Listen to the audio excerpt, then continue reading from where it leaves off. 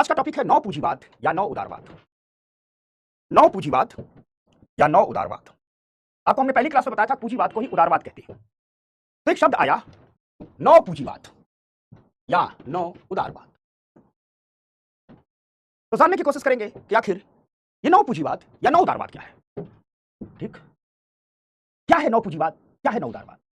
आपको आश्चर्य होगा पूंजीवाद के आगे नौ लगा दिया गया है, उदारवाद के आगे नौ लगा दिया गया। ठीक, न्यू कैपिटलिज्म न्यू लगा दिया गया। इसका मतलब ये पूंजीवाद या उदारवाद से ही मिला जुला ही रूप होगा। तो आइए इसको समझने की कोशिश करते हैं।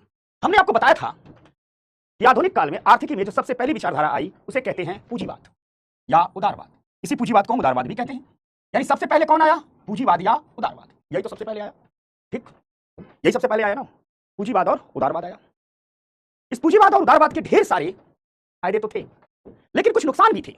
नुकसान यह था कि इस पूंजीवाद से, इस उदारवाद से असमानता बढ़ी, गरीब और कमजोर की पीड़ा बढ़ी। जो अमीर था वो अमीर हुआ, लेकिन जो गरीब था वो गरीब हुआ, कमजोर और कमजोर। यानी पूंजीवाद ने दुनिया को बहुत कुछ दिया, लेकिन इसके जो कमजोर पक्ष थे, जो नकारात्मक पक्ष थे, वो ये था कि इससे पूरी दुनिया में असमानता बढ़ी, इससे पूरी दुनिया में गरीब और कमजोर व्यक्ति की पीड़ा बढ़ी, उसके दर्द बढ़े, उसकी परेशानियां बढ़ी। और जब गरीब और कमजोर वर्ग की पीड़ा बढ़ी, उसके दर्द बढ़े, उसकी परेशानियां बढ़ी, किन्हीं गरीब और कमजोर वर्गों की तरफ से एक प्रतिक्रिया हुई, एक रिवोल्ट हुआ, और वो प्रतिक्रिया हुई रूस की साम्यवादी क्रांति के रूप में। रूस में साम्यवादी क्रांति हो गई और इसका प्रभाव अन्य देशों पर भी पड़ा। रूस की साम्यवादी क्रांति का प्रभाव अन्य देशों पर भी पड़ा, और जब अन्य देशों पर पड़ा तो अन्य देशों में ये जो साम्यवाद और समाजवाद का प्रभाव जब धीरे धीरे फैलने लगा तो पूरे की पूरी दुनिया में क्रांतियों की लहर चल पड़ी और एक वैकल्पिक मॉडल आया जिसे साम्यवादी प्रभावों से प्रभावित हुई समाजवादी अर्थव्यवस्था कहते हैं, साम्यवादी अर्थव्यवस्था कहते हैं।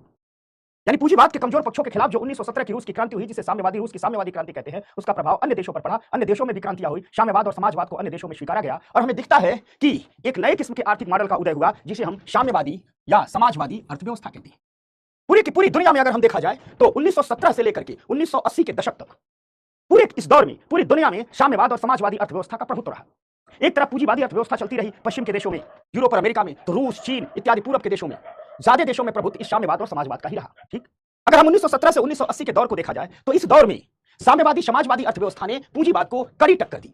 यानी पूरी की पूरी दुनिया में दो विचारधाराएं थी, एक कैपिटलिज्म था, एक कम्युनिज्म था, और दोनों विचारधाराएं एक दूसरे से लड़ती रही और कोई भी किसी से कम नहीं हो रही थी। ठीक, कोई भी किसी से कम नहीं हो रही थी, कड़ी टक्कर होती रही, कोई भी किसी से कम नहीं हो। एक तरफ पूंजीवाद था, एक तरफ साम्यवाद और समाजवाद था, दोनों एक दूसरे से लड़ रहे थे।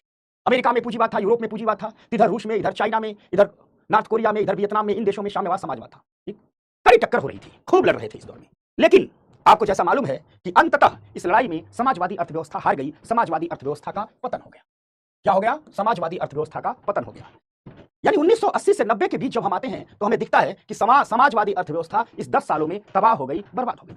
1917 से 80 तक तो खूब लड़ती रही, लेकिन 1980 से 90 के बीच में इस 10 साल में समाजवादी अर्थव्यवस्था भरभरा करके दुनिया भर में गिर गई। 90 तक आते आते समाजवादी अर्थव्यवस्था का पतन हो गया। इधर समाजवाद का जो सबसे बड़ा झंडा बरदार था, समाजवाद का जो सबसे बड़ा अगुवा था रूस, वह खुद पूंजीवाद की ओर चल पड़ा। चीन था, वह खुद पूंजीवाद की ओर चल पड़ा। समझ में आ गई बात? अब जब 1980 से 90 के बीच में समाजवादी अर्थव्यवस्था का पतन हो गया, तो जब समाजवादी अर्थव्यवस्था का पतन होगा तो पूंजीवादी अर्थव्यवस्था या उदारवादी अर्थव्यवस्था पुनः वापसी करेगी, दुनिया में पुनः तेजी से प्रसारित होगी। तो जो 80 से 90 के बीच समाजवाद का पतन हुआ, क्यों उदारवादी अर्थव्यवस्था पुनः अपने नए रूप में वापस आ गई। यानी पूरी दुनिया पुनः पूंजीवाद या उदारवाद की तरफ भागने लगी। पूरी दुनिया में पुनः पूंजीवाद और उदारवाद की वापसी हो गई। और जो 1990 के बाद पूंजीवाद की जो वापसी हुई, उदारवाद की जो वापसी हुई, एक मजबूत धारा के रूप में दोबारा ये वापस आया, वही नौ उदारवाद कहलाया। यानी जब दोबारा पूंजीवाद आया तो क्या कहलाया? वही नौ उदारवाद कहलाया, वही नौ पूंजीवाद कहलाया। अब कहोगे कि इस नौ उदारवाद को के आगे जब पूंजीवाद पुनः वापस आ रहा है तो इसके आगे नौ क्यों लगा दे रहे हैं? आया पूंजीवाद ही पुनः वापस, लेकिन इसके आगे क्या लगा दिया गया? नौ लगा दिया। तो जो वही पुराना पूंजीवाद जब दोबारा वापस आया तो उसी में नयापन दिखाने के लिए उसे कह दिया गया नौ पूंजीवाद, उसी को नयापन दिखाने के लिए कह दिया गया नौ उदारवाद। तो कुल मिला जुला करके परिभाषा क्या निकली? हमको अगर नौ पूंजीवाद या नौ उदारवाद की परिभाषा देना हो तो परिभाषा क्या निकली? हम कहेंगे कि क्या परिभाषा होती है इसकी? क्या परिभाषा होती है इसकी? तो हम कह सकते हैं कि पिछली शताब्दी के अंत में उदारवाद की वापसी को ही नौ उदारवाद कहते हैं। ठीक, पिछली शताब्दी के अंत में उदारवाद की कब वापसी होती है? 1990 के दौर में वापसी। तो पिछली शताब्दी के अंत में जो उदारवाद की वापसी होती है इसे ही नौ उदारवाद कहते हैं। या कहिए पिछली शताब्दी के अंत में जो पूंजीवाद की वापसी होती है उसे ही नौ पूंजीवाद कहते हैं। जब उदारवाद कहा जाए तो वही पूंजीवाद है, जब पूंजीवाद कहा जाए तो वही उदारवाद है। ठीक, समझना बात। एक हमने नोट लिख दिया है, याद रखना, पूरी दुनिया में एक रिवाज है। रिवाज ये है कि विचार की कोई भी धारा जब गिरावट के बाद लौटती है तो उसके आगे नौ लगा दिया जाता है। पूंजीवाद एक जमाने में बड़ी तेजी से आगे गया, यह है पूंजीवाद। एक विचारधारा आई पूंजीवाद, पूंजीवाद यही विचारधारा आई। एडम स्मिथ लेकर के आए, सब लोग बहुत आगे से वापस गया, ठीक, ऊपर गया। लेकिन जो ये ऊपर यहां पहुंच रहा है, एकदम टॉप पर पहुंच रहा है, तब तक जो दूसरी विचारधारा थी समाजवाद की, 1917 में आकर के इससे समाजवाद टकरा गया, रूस की क्रांति हो गई, इससे टकरा गया। और जब टकराया तो पूंजीवाद की विचारधारा नीचे आई, क्योंकि पूंजीवाद से लोगों में बड़ा आक्रोश था। यानी पूंजीवाद की विचारधारा गिर रही है, लेकिन लड़ते हुए गिर रही है। दूसरी तरफ 1917 से लेकर के 1980 तक यह समाजवाद खूब ऊपर जा रहा है। लेकिन हमको दिखता क्या है कि 1980 से 1990 के बीच यहां इससे ये जो गिरा हुआ पूंजीवाद है, इससे पुनः टकरा रहा है और ये समाजवाद आकर के नष्ट हो जा रहा है और पुनः पूंजीवाद की विचारधारा तेजी से ऊपर बढ़ रही है। आज पूरी दुनिया में पूंजीवाद का बोलबाला है। यानी पतन, बड़ा बढ़िया किसने लिखा, रंजू शाहनी ने लिखा कि पतन के बाद उत्थान ही नव है। हाँ, किसी का पतन के बाद दोबारा उत्थान हो जाए तो हम कह देते हैं उसको नयापन दिखाने के लिए नौ लगा देते हैं। यानी 1990 के बाद जो पूंजीवाद की वापसी होती है, एक बार गिरा है पुनः वापस हुआ है, तो इस जो वापस हुआ है उसमें नयापन दिखाने के लिए इसे नौ पूंजीवाद या नौ उदारवाद कहते हैं। यही नौ पूंजीवाद या नौ उदारवाद है, ठीक। तो नोट में हमने क्या लिखा कि विचार की कोई धारा जब गिरावट के बाद वापस लौटती है तो उसके नयापन दिखाने के लिए हम नौ लगा देते हैं। रिवाज है या रिवाज है। इसीलिए 1990 के दशक में पूंजीवाद या उदारवाद की जब पुनः वापसी होती है तो उसे नौ पूंजीवाद या नौ उदारवाद कहा गया। जब पुनः वापसी होती है तो नौ पूंजीवाद या नौ उदारवाद कहा गया। अगर इसको एक ग्राफ से और समझें तो हम कुछ यूं कह लेंगे, ये है पूंजीवाद, यह आता है 200 साल पहले, औद्योगिक क्रांति होती है, खूब ऊपर जाता है, यहां तक पहुंचता है। लेकिन 1917 से 1980 के बीच यह नीचे आ जाता है, ठीक। 1980 से 1990 के बीच समाजवाद का पतन या समाजवादी अर्थव्यवस्था का पतन और यह जो गिरता हुआ पूंजीवाद था, नीचे आता हुआ पूंजीवाद था, यह पूरी दुनिया में पुनः वापस आ गया। यानी पूंजीवाद की वापसी, पूंजीवाद पुनः आया, क्योंकि दोबारा आया है, नया आया है, इसीलिए इसे नौ पूंजीवाद कहा जाता है, ठीक। कोई कह रहा है वापस नीचे क्यों आया, हमने शुरू में ही बता दिया था कि नीचे क्यों आया, क्योंकि गरीब की पीड़ा बड़ी थी, कमजोर की पीड़ा बड़ी थी। तो पूरी दुनिया में मार्क्स की विचारधारा है, उसको धरातल पर उतार दिया। लेनिन ने पूरी दुनिया भर में क्रांतियां होने लगी, विभिन्न देशों में समाजवादी अर्थव्यवस्था की स्थापना हो गई, ठीक। अब देखो, यहां तक बात समझ में आ गई बात, ठीक।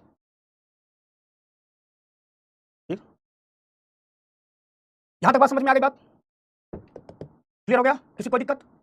अब अगर थोड़ा भारत के संदर्भ में देखा जाए, ठीक, थोड़ा भारत के संदर्भ में देखा जाए, देखना भारत में क्या है। भारत में ब्रिटिश शासन था। भारत में अगर देखा जाए, भारत के संदर्भ में देखा जाए,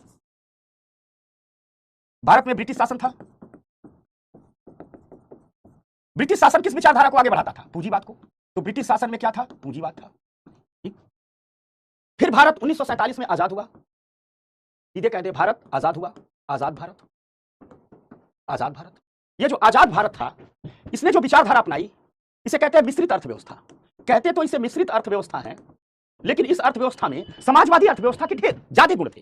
यानी भारत भी अपनी आजादी के बाद जिस अर्थव्यवस्था की ओर तेजी से आगे बढ़ा, उसमें समाजवादी अर्थव्यवस्था प्रमुख थी। उसमें क्या थी? समाजवादी अर्थव्यवस्था प्रमुख थी। यानी भारत में भी देखो 1947 तक, अगर हम कहें 1947 तक, कहीं सब लिखना नहीं है, समझाने के लिए बता रहा हूं, जो पीडीएफ में लिखा है बस उतना ही लिखना है। यानी 1947 तक हम देखें तो भारत में क्या था? पूंजीवाद था। जो आजाद हुआ, जो भारत में ये पूंजीवाद नीचे आया ना, कौन ऊपर उठा? समाजवादी अर्थव्यवस्था ऊपर उठ गई। लेकिन जब हम देखते हैं कि 1947 से लेकर के 1991 तक भारत में समाजवादी अर्थव्यवस्था के ही प्रमुख तत्व हैं। 1991 में हम लाते हैं 1991 के आर्थिक सुधार। 1991 के हम क्या लाते हैं? आर्थिक सुधार। 1991 के इकोनॉमिक रिफॉर्म, हम आर्थिक सुधार लाते हैं। जब 1991 के हम आर्थिक सुधार लाते हैं तो क्या करते हैं? हम समाजवाद के तत्वों को छोड़ देते हैं, हम भी अपनी अर्थव्यवस्था को पूंजीवाद की ओर ले जाने लगते हैं। आज भी भारत पूंजीवाद की ओर ही चल रहा है, आज भी भारत पूंजीवाद की ओर ही चल रहा है। यानी अगर भारत के संदर्भ में कहा जाए तो 1991 से अब तक क्या आ गया? पुनः भारत में पूंजीवाद आ गया। यानी 1991 के आर्थिक सुधारों के बाद हम कह सकते हैं कि भारत भी नौ पूंजीवाद की ओर चल पड़ा। यानी कुछ यूं कहा जा सकता है कि ब्रिटिश काल में जब भारत गुलाम था तो भारत में पूंजीवाद था। 1947 से 1991 तक का भारत या मिश्रित अर्थव्यवस्था थी, लेकिन कहने के लिए थी मजबूत समाजवादी था। क्या था? समाजवादी था। मजबूत क्या था? समाजवादी था। लेकिन हम 1991 से आज तक की बात करें, 1991 से आज तक की बात करें तो पुनः भारत में पूंजीवाद की वापसी हो गई। अर्थात हम कह सकते हैं 1991 के आर्थिक सुधारों के बाद आज तक भारत में नौ पूंजीवाद का दौर है। यानी वर्तमान में भारत भी है, वह भी क्या है? वह भी नौ पूंजीवाद की ओर ही जा रहा है। समझ में आ गई बात? भारत के संदर्भ में कहें, ठीक। नव पूंजीवाद की ओर जा रहा है। 1991 के आर्थिक सुधार और कुछ नहीं थे, समाजवाद को छोड़ने और पूंजीवाद को स्वीकार करने के घोषणा पत्र थे। जयबुल निशा पूछ रही है कि सर साम्यवाद और समाजवाद में अंतर बता दीजिए। कल चीख चीख और चिल्ला करके बताया था, ध्यान से देखो कल की क्लास में, ठीक।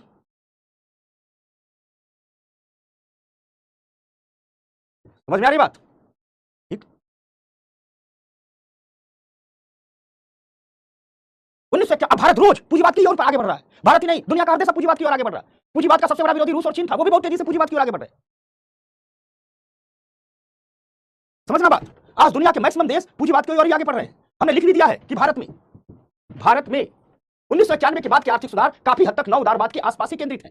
कैसे कैसे नव उदारवाद के आसपास केंद्रित है, तो देख लीजिए एग्जांपल से। सरकारी कंपनियों का निजीकरण हो रहा है, प्राइवेटाइजेशन हो रहा है। प्राइवेटाइजेशन किसका लक्षण है? पूंजीवाद का। पुनः पूंजीवाद वापस आ गया, जो वापस आया जिसे ही नव पूंजीवाद कहा गया। सरकारी कंपनियों का निजीकरण हो रहा है, विदेशी निवेशकों को भारतीय बाजारों में आसानी से प्रवेश दिया जा रहा है। भारत सरकार 1991 से लेकर अब तक चाहे किसी पार्टी की सरकार रही हो और भविष्य में भी किसी भी पार्टी की सरकार है, चुनावी एजेंडे में कोई कुछ भी करे, होगा यही।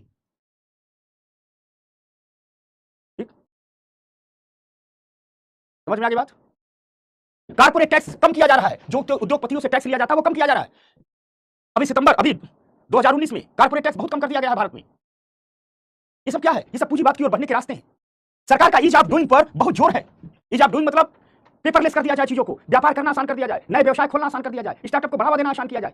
कोई भी व्यक्ति देश या विदेश का आए, बहुत तेजी से अपना नया व्यवसाय शुरू करे, व्यापार को आगे बढ़ाए, इसे ईज ऑफ डूइंग कहा जाता है। ईज ऑफ डूइंग पर विशेष जोर दिया जा रहा है। ये सारे के सारे प्रयास क्या है? ये सारे के सारे प्रयास नव उदारवाद के ही प्रयास हैं। ये सारे के सारे प्रयास नव उदारवादी अर्थव्यवस्था को आगे बढ़ाने के लिए ही किए जा रहे हैं। समझ में आ गई बात? क्लियर हो गया? बताओ, अब इसको मिटा करके एक बार एक सीक्वेंस से समझाता हूं। एक बार एक सीक्वेंस से समझिए और एक चीज आप लोगों को क्लियर करूं। ये मिटाता हूं, फिर एक सीक्वेंस से समझाता हूं।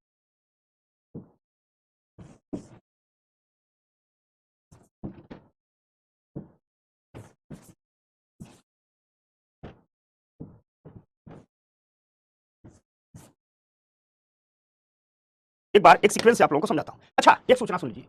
सबसे पहले तो जितने लोग इसमें नए आए हैं, हमारी पहली क्लास जरूर देखें जिसमें हमने बताया हम किस सीक्वेंस से पढ़ाएंगे। जैसे अभी कोई आकर पूछ रहा है, जितिन है, पूछ रहा है सर ये रेपो रेट बैंक रेट क्या होता है। हमने बताया कि मुद्रा और बैंकिंग का चैप्टर पढ़ाएंगे, तो जब जिस चैप्टर को पढ़ाएंगे उसी में वो बात करेंगे। अभी मान लो हम मुद्रा बैंक रेट और रेपो रेट की बात करने लगे, तो इस चैप्टर का क्या होगा?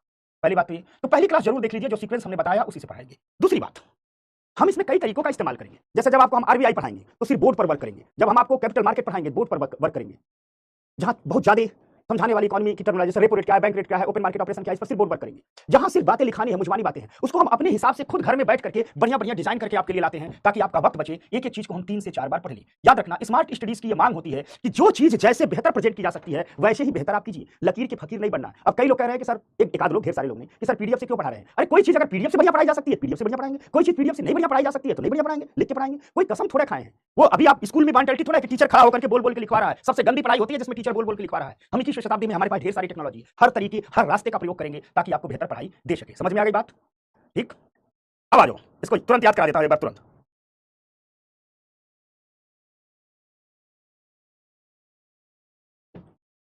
देखना चैट रुक गया है, ऐप वाला। या नव उदारवाद, समझिएगा बात को। कहां से आया, कैसे आया, पूरे सीरीज से ले सकते हैं। ठीक, समझना। और हम आपको हर तरीके, हर तकनीक का प्रयोग करेंगे। आप लोग बीए में पढ़ करके आए हैं कि टीचर बैठ करके लिखवा रहा है, बोल रहा है, सो रहा है, ऊँग रहा है, नहीं।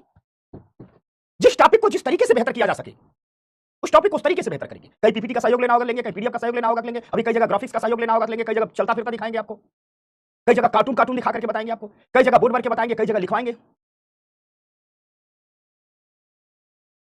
समझ में आ गई बात? तो आ जाओ, समझना बात को, दिखा रहा हूं आपको। तो नव पूंजीवाद या नव उदारवाद। पूंजीवाद और उदारवाद दुनिया में सबसे पहले आया। आधुनिक दुनिया में आर्थिक विचारधारा के रूप में पूंजीवाद या उदारवाद सबसे पहले आया। इस पूंजीवाद और उदारवाद का परिणाम था कि आधुनिक दुनिया में असमानता बढ़ी, गरीब और कमजोर की पीड़ा बढ़ी। या पूंजीवाद का सबसे कमजोर प्रभाव था, सबसे बड़ा दुष्प्रभाव था। यही सबसे कमजोर प्रभाव था, यही सबसे दुष्प्रभाव था। तमाम अच्छाइयों के बावजूद पूंजीवाद के कारण असमानता बढ़ी। जो गरीब व्यक्ति था, जो कमजोर व्यक्ति था, उसकी पीड़ा बढ़ी। जब गरीब और कमजोर की पीड़ा बढ़ी तो गरीब और कमजोरों की तरफ से प्रतिक्रिया आई। और प्रतिक्रिया किस रूप में आई? तो प्रतिक्रिया आई कि रूस में साम्यवादी क्रांति हुई। जब रूस में साम्यवादी क्रांति हुई, इस रूस की साम्यवादी क्रांति का प्रभाव दुनिया के अन्य देशों पर भी पड़ा और दुनिया के अन्य देशों में भी धीरे धीरे साम्यवाद या समाजवाद का प्रभाव तेजी से बढ़ने लगा।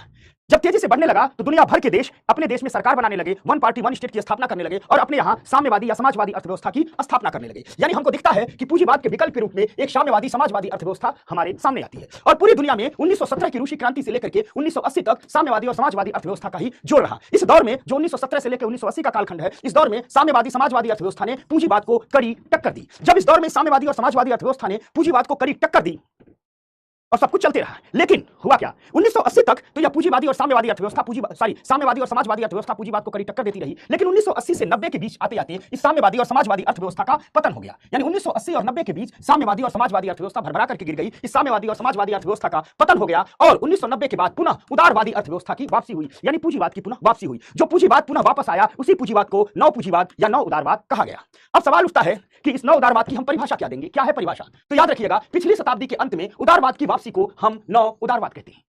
क्यों कहते हैं उदारवाद की वापसी को नव उदारवाद? क्योंकि एक परंपरा है कि विचार की कोई भी धारा जब गिरावट के बाद लौटती है तो उसके आगे नौ लगा दिया जाता है। कोई भी विचारधारा एक बार आई हो, उसका पतन हो गया हो, पुनः उत्थान हो गया हो, तो उसे क्या कहते हैं? उसे उसके आगे हम नौ लगा देते हैं। इसलिए 1990 के दशक में पूंजीवाद उदारवाद की जब पुनः वापसी हुई तो उसे नव पूंजीवाद या नव उदारवाद कह दिया गया। यही इसकी परिभाषा है कि नव पूंजीवाद या नव उदारवाद कह दिया गया। फिर भारत के एग्जाम्पल की हम बात करें तो भारत में भी 1991 के बाद के जो आर्थिक सुधार हुए वे काफी हद तक नव उदारवाद के आसपास ही केंद्रित है। सरकारी कंपनियों का निजीकरण, विदेशी निवेशकों को भारतीय बाजारों में आसानी से प्रवेश देना, ये सब पूंजीवाद के ही लक्षण है। यानी भारत भी नव पूंजीवाद नव उदारवाद के दौर में चल रहा है। कारपोरेट टैक्स को भारत सरकार ने कम कर दिया है, ईज ऑफ डूइंग पर सरकार का विशेष जोर है। ये सभी प्रयास नव उदारवादी अर्थव्यवस्था को ही आगे बढ़ाने के प्रयास हैं। बस इतनी बातें हैं नव पूंजीवाद या नव उदारवाद। आपको समझ में आ गया होगा, आपको याद आ गया होगा। ठीक, समझ में आ गया? पहले समझ लो, फिर इसमें एक दो कार्टून बनाए वो समझाएंगे। याद हो गया? अब ये बताओ, यही आपका नोट्स है, यही आपका नोट्स है। ये मेरे लिए बहुत कठिन है क्योंकि ये एक लाइन में मैं लिखवा सकता था, लेकिन देखो ये चित्र उत्र बनाया हूं। क्यों? यही तो स्मार्ट स्टडीज है, यही नहीं स्मार्ट स्टडीज है। ये मैं आता एक लाइन में लिखवा देता, लेकिन ये चित्र उत्र बनाया हूं आपको समझाने के लिए। जितना विजुअल रहेगा उतना समझ में आएगा। सिनेमा का डायलॉग क्यों याद रहता है हमें? क्योंकि सिनेमा बहुत विजुअल चीज है। ये आपका नोट्स है, नव पूंजीवाद या नव उदारवाद, यही आपका नोट्स है, देख लो। अब ये मैं 10 मिनट में आपको लिखवा देता, लेकिन इसे मैं खुद लिख करके आता हूं। बस यही आपका नोट्स हो गया। इससे फायदा क्या है कि एक बात को मैं 4 बार समझा दूंगा, यही आप लिख लीजिएगा, इसी को रखिए। बल्कि ये मेरे लिए कठिन है, ये बातें मेरे दिमाग में मैं आपको ऐसे खड़ा होकर बोर्ड पर समझा करके बोल के लिखवा देता। विचार की कोई भी धारा जब वापस लौटती है तो नव पूंजीवाद कहते हैं। उसको मैंने अपने से, यानी जो आपको मैं 2.5 घंटे की क्लास लेता हूं, उस पर आपके लिए 5 घंटे घर में बैठ के काम करता हूं और आपको बनाता हूं। इसी को कहते हैं स्मार्ट वर्क। कम काम, उत्पादन अधिक। क्लियर हो गई बात?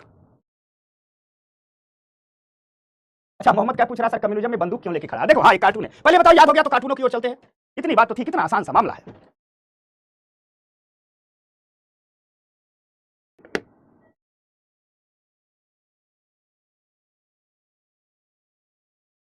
कार्टून, उसका ध्यान गया, उसको कार्टून में समझाता हूं। आसान तरीके, हमारी सरकार कहती है हम ईज ऑफ डूइंग ला रहे हैं। इसका मतलब क्या है? हम वो सारी काम करेंगे जिससे हमारे देश में व्यापार करना आसान हो जाए, हमारे देश में नया उद्योग लगाना आसान हो जाए।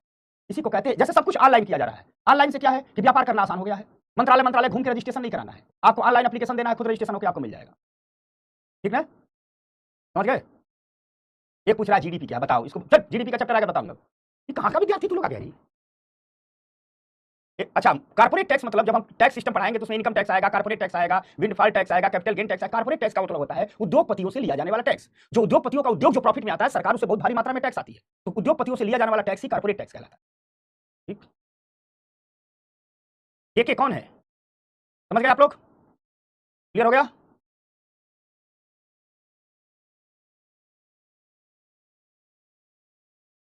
बनाए हुए है। अच्छा, ये कार्टून है कि कम्युनिज्म में एक व्यक्ति बंदूक लेके खड़ा है और मजदूर से काम करा रहा है, और कैपिटलिज्म में एक व्यक्ति डॉलर लेके खड़ा रहा है, मजदूर से काम करा रहा है। यही तो इन दो विचारधाराओं का अंतर है। कैपिटलिज्म क्या कहता है? पूंजीवाद क्या कहता है? पूंजीवाद क्या कहता है?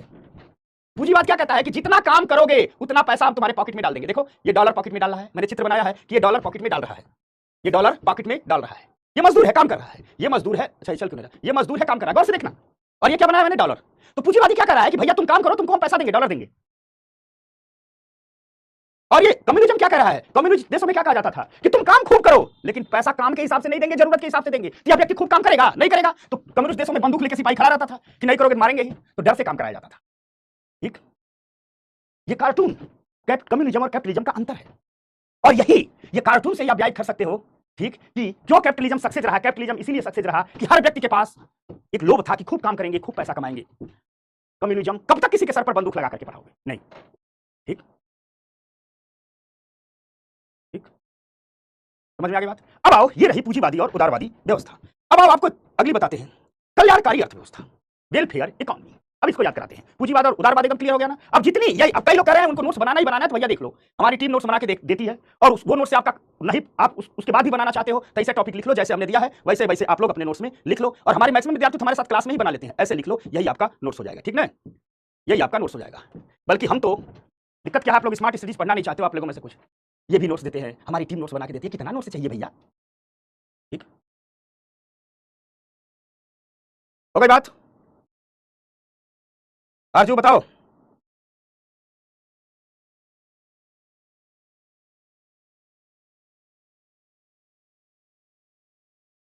चलो आ जाइए, अब हम पढ़ाते हैं वेलफेयर इकोनॉमी। इसको भी एकदम शुरू से बताते हैं, वेलफेयर इकोनॉमी, कल्याणकारी अर्थव्यवस्था। चलो तैयार हो जाओ सारे लोग, आओ। ठीक ठीक,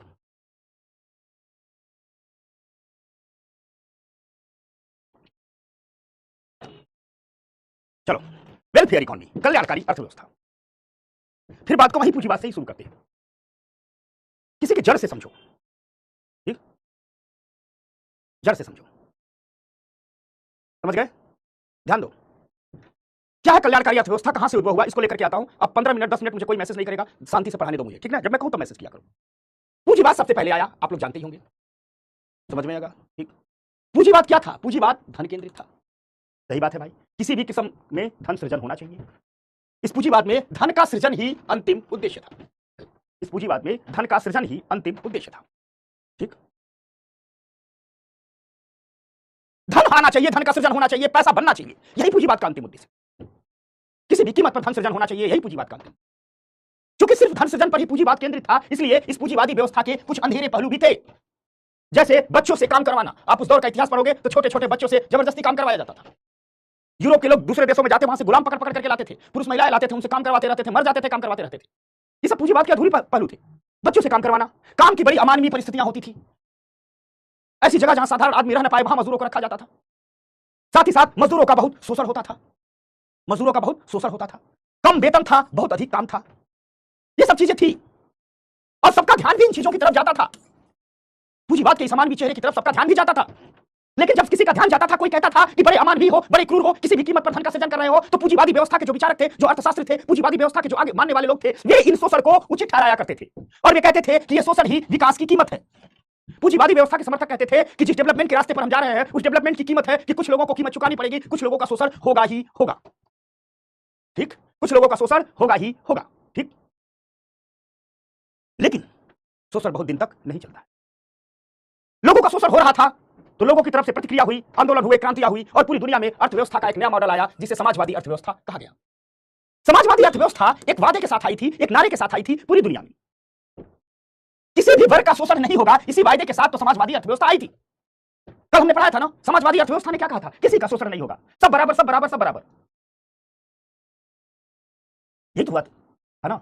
लेकिन हुआ क्या? शुरू में तो सब ठीक ठाक रहा, लेकिन समाजवादी व्यवस्था में जो वन पार्टी वन स्टेट बनाया गया, यानी मजदूरों से कुछ जुड़े लोग नेता होंगे, वही एक पार्टी बनाएंगे, यही पार्टी सरकार बनाएगी, और मजदूरों की तरफ से लोग देश की सरकार चलाएंगे। अर्थात होता यह था कि समाजवादी देशों में होता क्या था कि मान लीजिए कोई ये समाजवादी देश है जिसमें वन पार्टी वन स्टेट का सिस्टम था, वन पार्टी, ठीक, वन स्टेट का सिस्टम था। यानी इस देश के मजदूरों की तरफ से, मजदूरों के प्रतिनिधि के रूप में कुछ लोग आएंगे, और ये लोग ही एक पार्टी बनाएंगे, और यही पार्टी वन स्टेट, यानी यही पार्टी मजदूरों की तरफ से, ये लोग पूरे देश का शासन चलाएंगे, ये लोग शासन करेंगे।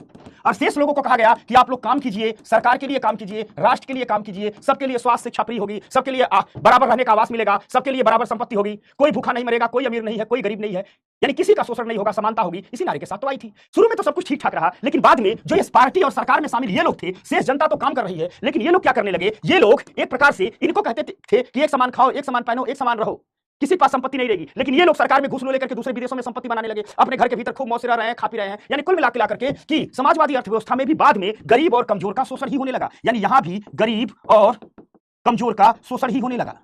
और यहां तो बड़ी मुझे उल्टी स्थिति थी, यहां ये लोग पूरे देश के लोगों का शोषण करने लगे। इंजीनियर, डॉक्टर से कहा जा रहा है कि ठीक है तुम मेडिकल की पढ़ाई करके आ रहे हो, लेकिन तुम ऑपरेशन करो, सर्जरी करो, लेकिन तुम्हारी भी तनख्वाह तुम्हारे ही बराबर, जो तुम्हारे हॉस्पिटल में पोछा लगाने वाला व्यक्ति है उसकी और तुम्हारी तनख्वाह एक ही समान होगी, तुम्हारे रहने का घर की जैसा होगा, खाने पीने की व्यवस्था की जैसी होगी। सुनने में अच्छा लगता है, लेकिन फिर किसी भी बच्चे के पास ये वजह नहीं रहेगी कि वो मेडिकल की पढ़ाई करके डॉक्टर बने। यह भी एक किस्म का शोषण है। कुल मिलाजुला करके एक तरफ तो इस व्यवस्था में फाइनेंशियल ट्रिगर नहीं था और दूसरी तरफ थोड़े दिन बाद इस one party one state system में भ्रष्टाचार आ गया। पार्टी में शामिल लोग भ्रष्टाचार करने लगे। यानी अंततः हुआ ये कि जो समाजवादी इस व्यवस्था इस वादे के साथ आई थी कि किसी भी वर्ग का शोषण नहीं होगा, बाद में इस समाजवादी अर्थव्यवस्था में भी कमजोर और गरीब का शोषण ही हुआ। जिस कमजोर और गरीब को बचाने के लिए, जिस कमजोर और गरीब की गरिमा और सम्मान को प्रतिष्ठा देने के लिए समाजवादी व्यवस्था आई थी, इस समाजवादी व्यवस्था ने भी गरीब और कमजोर का शोषण ही किया। अब प्रतिक्रिया फिर हुई। पूंजीवाद आया था तो उसने भी गरीब और कमजोर का शोषण किया। समाजवाद आया, कहा नहीं हम तो गरीब और कमजोर की लड़ाई लड़ रहे हैं, उसने भी गरीब और कमजोर का शोषण किया। तो पूरी दुनिया भर के अर्थशास्त्रियों की तरफ से प्रतिक्रिया होने लगी। पूरी दुनिया भर के विचारकों की तरफ से ठीक दुनिया भर में प्रचलित आर्थिक मॉडल का विरोध होने लगा। समाजवाद का भी विरोध होने लगा, पूंजीवाद का भी विरोध होने लगा। दुनिया में अर्थशास्त्रियों का एक वर्ग बन के आया जो कहा कि नहीं, शोषण नहीं होना चाहिए। पूरी दुनिया में अर्थशास्त्रियों का एक वर्ग आया जिन्होंने तर्क दिया कि कोई भी आर्थिक मॉडल यदि सबकी आंख का आंसू न पोंछ सके तो वह मॉडल टिकाऊ नहीं हो सकता। दुनिया भर के अर्थशास्त्रियों ने कहा कि कोई भी आर्थिक मॉडल यदि सबकी आंख का आंसू न पोंछ सके तो वह मॉडल टिकाऊ नहीं हो सकता। अगर पूंजीवाद भी लोग किसी की आंख में आंसू देकर के तरक्की करता है तो वह भी टिकाऊ नहीं हो सकता। अगर समाजवाद भी किसी की आंखों में आंसू देकर के तरक्की करता है तो वह भी टिकाऊ नहीं हो सकता। दुनिया भर के अर्थशास्त्रियों ने कहा कि पूरी दुनिया को एक ऐसा आर्थिक मॉडल चाहिए जो सबकी आंख का आंसू पोंछे, हर आंख का आंसू पोंछे, हर चेहरे पर उम्मीद लाए, हर चेहरे पर मुस्कान लाए। और इसलिए दुनिया भर के अर्थशास्त्रियों ने यह बात करनी शुरू की कि हम एक ऐसे बाजार का विकास करते हैं, हम एक ऐसा मार्केट सिस्टम लाते हैं जिसका चेहरा मानवीय हो। यानी आप कह लीजिए कि पूरी दुनिया भर के अर्थशास्त्रियों के बीच मानवीय चेहरे वाले बाजारों की तलाश होने लगी। यानी ऐसा इकोनॉमिक सिस्टम की तलाश होने लगी कि जो ह्यूमन सेंट्रिक हो, जिसका चेहरा मानवीय हो, अर्थात जिस आर्थिक मॉडल में संवेदना हो कि वह आर्थिक मॉडल किसी के शोषण के आधार पर न विकसित हो, किसी की आंख में आंसू देकर के पैसा न कमाए, बल्कि एक ऐसा आर्थिक मॉडल हो जो सबकी आंख का आंसू पूछे, सबको तरक्की, विकास और खुशहाली के रास्ते पर ले जाए। और जब एक आर्थिक मॉडल की तलाश होने लगी, क्योंकि लोग न पूंजीवाद से संतुष्ट थे न समाजवाद से संतुष्ट थे, तो लोगों ने, अर्थशास्त्रियों ने एक नए किस्म की अर्थव्यवस्था की प्रस्तावना रखी जिसे कहा गया वेलफेयर इकोनॉमी, कल्याणकारी अर्थव्यवस्था। इस कल्याणकारी अर्थव्यवस्था 1990 के दौर में पूरी दुनिया के सामने आई। एक तरफ पूंजीवाद की वापसी होती है नौ पूंजीवाद के रूप में, तो पूरी दुनिया में कल्याणकारी अर्थव्यवस्था की मांग चल पड़ती है। तो पूंजीवाद ने कहा कि हम क्या करते हैं, थोड़ा सा अपने आप को लिबरल बना लेते हैं और हम कल्याणकारी अर्थव्यवस्था की ओर चलते हैं। तो आप कहोगे ये कल्याणकारी अर्थव्यवस्था क्या होती है? तो कल्याणकारी अर्थव्यवस्था में कहा गया कि कोई भी इकोनॉमिक मॉडल पर आप काम कीजिए, कमजोर वर्गों के लिए विशेष प्रयास कीजिए, गरीबों के लिए सरकार स्पेशल प्रयास करिए। कल्याणकारी अर्थव्यवस्था में कहा गया हमें इससे मतलब नहीं है कि आप पूंजीवाद पर आ रहे हैं, नौ पूंजीवाद पर आ रहे हैं, भाई सरकार कमजोर वर्गों के लिए विशेष प्रयास करे। ये कल्याणकारी अर्थव्यवस्था का लक्ष्य है। मानव विकास पर विशेष ध्यान दे, गरीबों को गुणवत्ता युक्त जीवन देने पर विशेष ध्यान दे, पर्यावरण स्थिरता को बनाए रखने पर विशेष ध्यान दे।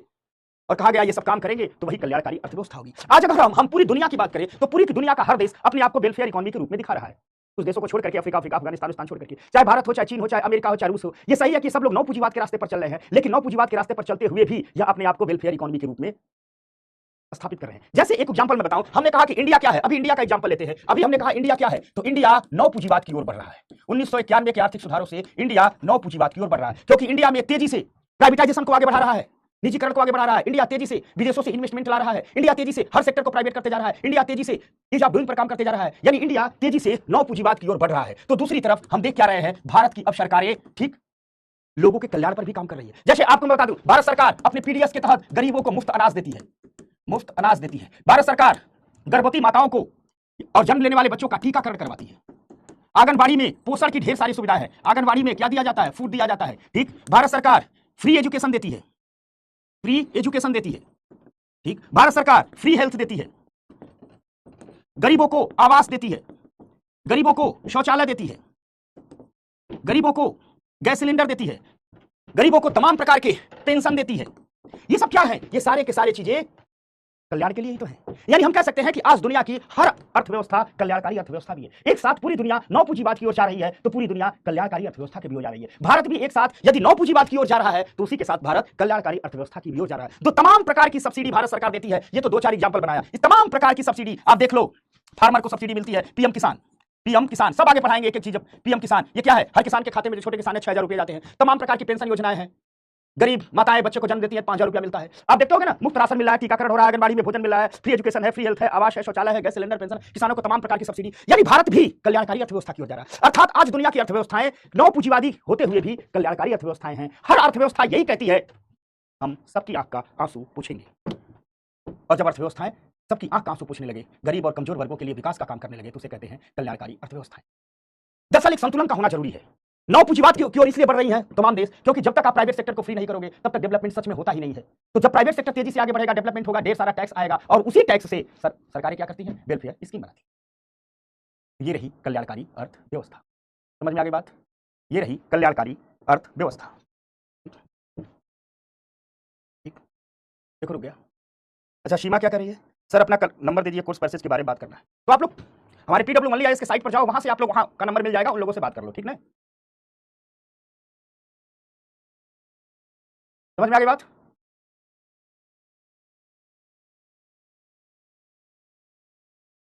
समझ गए? बोलो।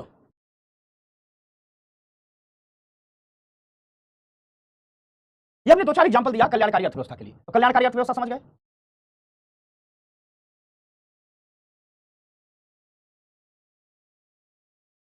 क्लियर है? बताओ भाई।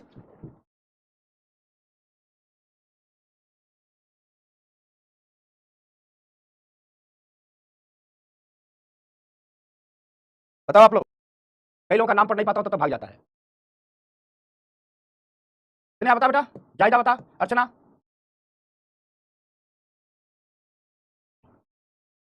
अपना विद्यार्थी भूलता नहीं हूं।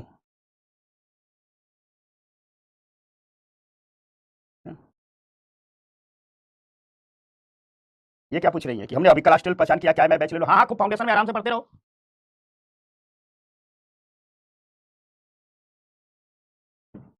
ये क्या है? परिवहन के लिए क्या करिए? क्या है भाई? थोड़ा धीरे धीरे धीरे, मैसेज पढ़ ही नहीं पाता होता तो भाग जाता है। सर आप भारत आजाद, जीडीपी जीएनपी पढ़ने लगे, what is basic, what is advance, शून्य से पकड़ो। दोनों का बैलेंस है। एक तरफ पूंजीवाद के रास्ते पर चलना है ताकि खूब डेवलपमेंट हो, और उससे पैसा आए, और उससे जो गरीब लोग हैं उनकी मदद की जाए।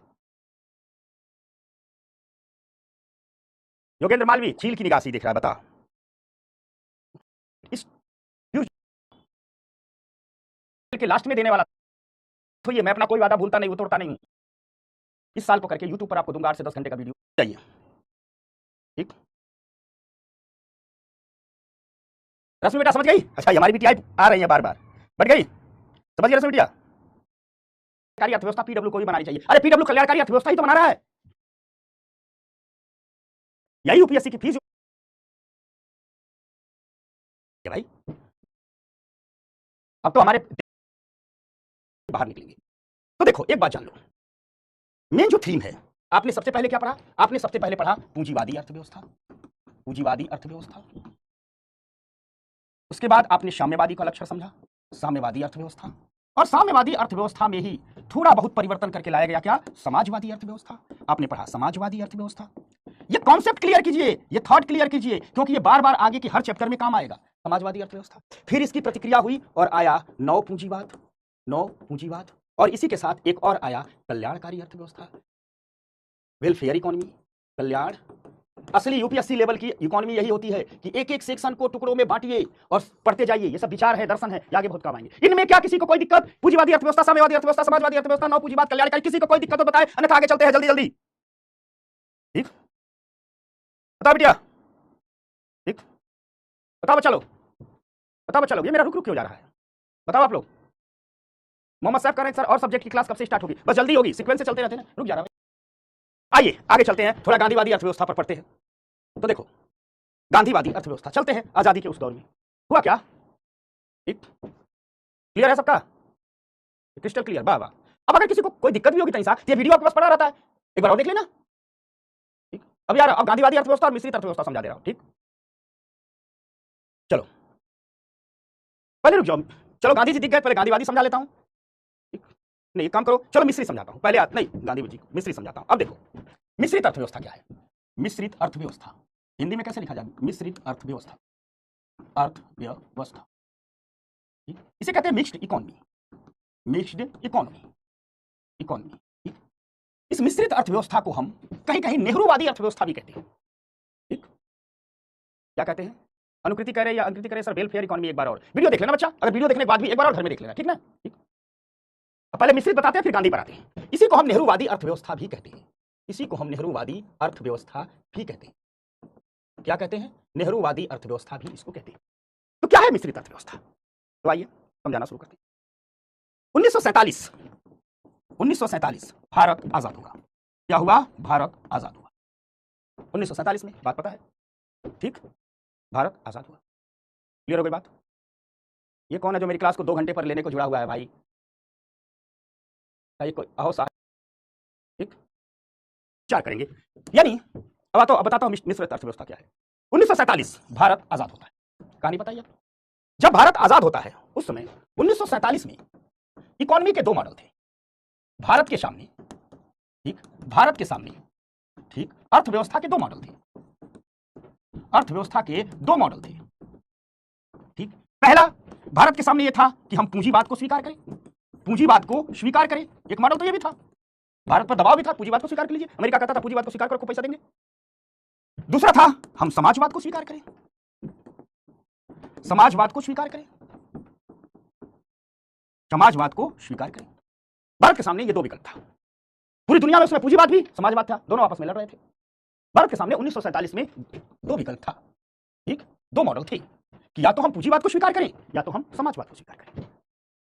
भारत के सामने एक दिक्कत थी, वह पूर्णतः न तो पूंजीवाद को स्वीकार कर सकता था न तो समाजवाद को स्वीकार कर सकता था। कैसे? और न तो पूर्णतः पूंजीवाद को छोड़ सकता था न तो पूर्णतः समाजवाद को छोड़ सकता था। जैसे अगर हम पूंजीवाद की बात करें, पूंजीवाद की बात करें, पूंजीवाद की बात करें और यहां समाजवाद की बात, समाजवाद, या हम ऐसे लिख दें पूंजीवादी अर्थव्यवस्था की बात करें, इकोनॉमी की क्लास है भाई, हम इकोनॉमी एक्सपेक्ट ही बता रहे हैं, पूंजीवादी अर्थव्यवस्था की बात करें, ठीक, और दूसरी हम बात करें समाजवादी अर्थव्यवस्था, समाजवादी अर्थव्यवस्था, ठीक। पूंजीवादी अर्थव्यवस्था में जो सबसे पहला गुण था वो था फाइनेंशियल ट्रिगर, फाइनेंशियल ट्रिगर, यह बहुत बढ़िया चीज थी। दूसरा था लोकतंत्र को सहयोग, डेमोक्रेसी, पूंजीवादी हमेशा लोकतंत्र को सहयोग देती। ये दोनों पूंजीवाद के बहुत बड़े गुण थे, ठीक। समाजवाद का जो गुण सबसे बड़ा था वो था समानता। यानी अगर हम देखें तो पूंजीवाद का जो सबसे बड़ा गुण था वह था फाइनेंशियल ट्रिगर और समाजवादी अर्थव्यवस्था का जो सबसे बड़ा गुण था वो था समानता, ठीक। जो सबसे बड़ा दोष था इस पूंजीवादी अर्थव्यवस्था का, जो सबसे बड़ा दोष था वह दोष यह था कि यहां गरीबों का शोषण होता था, गरीबों का शोषण होता था, ठीक। और समाजवादी अर्थव्यवस्था का जो सबसे बड़ा दोष था वो यह था कि यहां पूर्ण लोकतंत्र नहीं था, सब ढेर सारी पार्टियां नहीं थी, सभी लोग वोट नहीं देते थे, सिर्फ कुछ एक मजदूर की पार्टी होगी जिसने क्रांति किया, उसके जो कार्यकर्ता होंगे वही वोट देंगे, वही सरकार बनाएंगे, पूरे देश के लोग वोट नहीं देंगे। यानी यहां लोकतंत्र नहीं था, लोकतंत्र नहीं था, नहीं था। अब इस दौर में भारत को अपनी नई इकोनॉमी बनानी थी, तो इंडिया ने क्या किया? अगर हम बात करें इंडिया ने क्या किया, इंडिया ने क्या किया? दोनों के गुणों को स्वीकार किया, दोषों को छोड़ दिया। फाइनेंशियल ट्रिगर को भी स्वीकार किया, लोकतंत्र को भी स्वीकार किया, ठीक। यहां से समानता को स्वीकार किया, ठीक। यानी पूंजीवाद और समाजवाद के तत्वों को स्वीकार कर लिया। और जब पूंजीवाद और समाजवाद की अच्छी बातें स्वीकार, अर्थात हम कह सकते हैं कि इंडिया ने पूंजीवाद और समाजवाद की, पूंजीवाद और समाजवादी अर्थव्यवस्था की अच्छी बातों को स्वीकार कर लिया,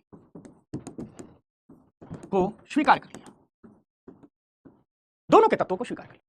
यानी इंडिया न तो पूर्णतः पूंजीवाद को स्वीकार कर रहा है न तो पूर्णतः समाजवाद को स्वीकार कर रहा है, दोनों की, पूंजीवाद और समाजवादी अर्थव्यवस्था की अच्छी बातों को स्वीकार कर लिया और एक न्यू इकोनॉमिक मॉडल दिया, एक न्यू आर्थिक मॉडल दिया, एक न्यू इकोनॉमिक मॉडल दिया। और जो न्यू इकोनॉमिक मॉडल दिया वही न्यू इकोनॉमिक मॉडल कहलाया मिक्स्ड इकोनॉमी, वही न्यू इकोनॉमिक मॉडल कहलाया मिश्रित अर्थव्यवस्था। क्या कहलाया? मिश्रित अर्थव्यवस्था, मिक्स्ड इकोनॉमी। समझ में आ गई बात? यही कहलाया मिश्रित अर्थव्यवस्था, ठीक। अब इसी को नेहरूवादी अर्थव्यवस्था इसलिए कहते हैं क्योंकि ये जो दोनों को स्वीकार किया और नया मॉडल आया, ये सब कुछ कार्य करने में नेहरू का विशेष योगदान था। इसे नेहरू ही लेकर आए थे। नेहरू का योगदान का मतलब सिर्फ नेहरू ही नहीं थे, ढेर सारे लोग थे, लेकिन नेहरू ही प्रमुख थे, नेहरू ही लीड कर रहे थे। इस मिश्रित अर्थव्यवस्था को स्वीकारने में, ठीक, नेहरू जी का विशेष योगदान था, नेहरू जी का विशेष योगदान था, विशेष योगदान था। इस देश की नींव रखी। क्योंकि नेहरू जी का विशेष योगदान था इसीलिए इसे नेहरूवादी अर्थव्यवस्था भी कहते हैं, इसे नेहरूवादी अर्थव्यवस्था, ठीक, भी कहते हैं। भारत में, ठीक, इंडिया में, इन इंडिया, इसकी पूरी कहानी बताएंगे जब हम आर्थिक इतिहास पढ़ाएंगे। इन इंडिया 1951 से लेकर के और 1991 तक, यहां तक 1951 से लेकर के और 1991 तक यह मिश्रित अर्थव्यवस्था ही चली। कल यही चैप्टर पढ़ाएंगे, मिश्रित अर्थव्यवस्था ही चली। क्या चली? मिश्रित अर्थव्यवस्था ही थी, नेहरूवादी अर्थव्यवस्था ही थी, नेहरूवादी अर्थव्यवस्था ही थी। अब इसका या नेहरू और महालनोबिस का एक मॉडल था, जो नेहरू महालनोबिस मॉडल इकोनॉमी का है, ये कल वाले चैप्टर में आएगा। कल वाले चैप्टर में यही मिश्रित अर्थव्यवस्था को बहुत विस्तार से पढ़ाएंगे। यहाँ बस इंट्रोडक्शन देना है कि पहली योजना कहाँ से आई, दूसरी योजना कहाँ से आई, तीसरी योजना कहाँ से आई, दूसरी योजना में मिक्स्ड इकोनॉमी चुना गया तो क्यों चुना गया, इसके पीछे वजह क्या थी, भारत की परिस्थितियां क्या थी। ठीक ना, समझ गए। अब कह रहे हैं कि नोट्स कैसे बनाए, आपका नोट्स हो गया। ठीक, यही आपका नोट्स हो गया। मिश्रित अर्थव्यवस्था, जिसे नेहरूवादी अर्थव्यवस्था भी कहते हैं। 1947 में भारत आजाद होता है। भारत के सामने अर्थव्यवस्था के दो मॉडल थे। पहला, ठीक, पूंजीवाद को स्वीकार करे, और दूसरा या तो समाजवाद को स्वीकार करे। ये दो आर्थिक मॉडल थे। ठीक, पूंजीवादी अर्थव्यवस्था का गुण था किसमें फाइनेंशियल ट्रिगल था, लोकतंत्र था। वहीं समाजवादी अर्थव्यवस्था का जो सबसे बड़ा गुण था, इसमें समानता थी। पूंजीवादी अर्थव्यवस्था का जो दोष था, किसमें गरीबों का शोषण होता था। समाजवादी अर्थव्यवस्था का जो दोष था, यहां लोकतंत्र नहीं था। भारत ने इन दोनों अर्थव्यवस्थाओं की अच्छाइयों को चुना। इंडिया ने पूंजीवाद और समाजवादी अर्थव्यवस्था की अच्छी बातों को स्वीकार कर लिया और एक नए आर्थिक मॉडल की रचना की, एक न्यू इकोनॉमिक मॉडल की रचना की, जिसे मिश्रित अर्थव्यवस्था कहते हैं। इस न्यू इकोनॉमिक मॉडल को स्वीकार करने, लागू करने में नेहरू जी का बहुत बड़ा योगदान था, इसलिए इस मिश्रित अर्थव्यवस्था को नेहरूवादी अर्थव्यवस्था भी कहते हैं। बस यही बात है। हो गई बात, समझ में आ गया। साक्षी समझ गए, सोनम समझ गई, अश्विनी समझ गई, समझ गया, सतीश मालवी समझ गए, बहुत। पलक कुमारी, पलक किसको हंसा रही है, सौरभ सिंह राजपूत, श्रद्धा त्रिपाठी समझ गए बेटिया, साजिदा खान बताओ बेटिया समझ गई। ठीक, अच्छा लोन को बढ़िया सुहा समझ एकदम। बारे बारे, अरे तू लोग तो एकदम सितारा है, सितारा सितारा। तू लोग क्या है, सितारा है। वाह, कहाँ गया नाम मिली, कहाँ गया भाई, गीतांजलि, मीनाक्षी। अच्छा, हमारे बैच में, हर बैच में मीनाक्षी नाम की बेटी जरूर रहती है। हाँ, हर बैच में। कहाँ गई भाई साहब,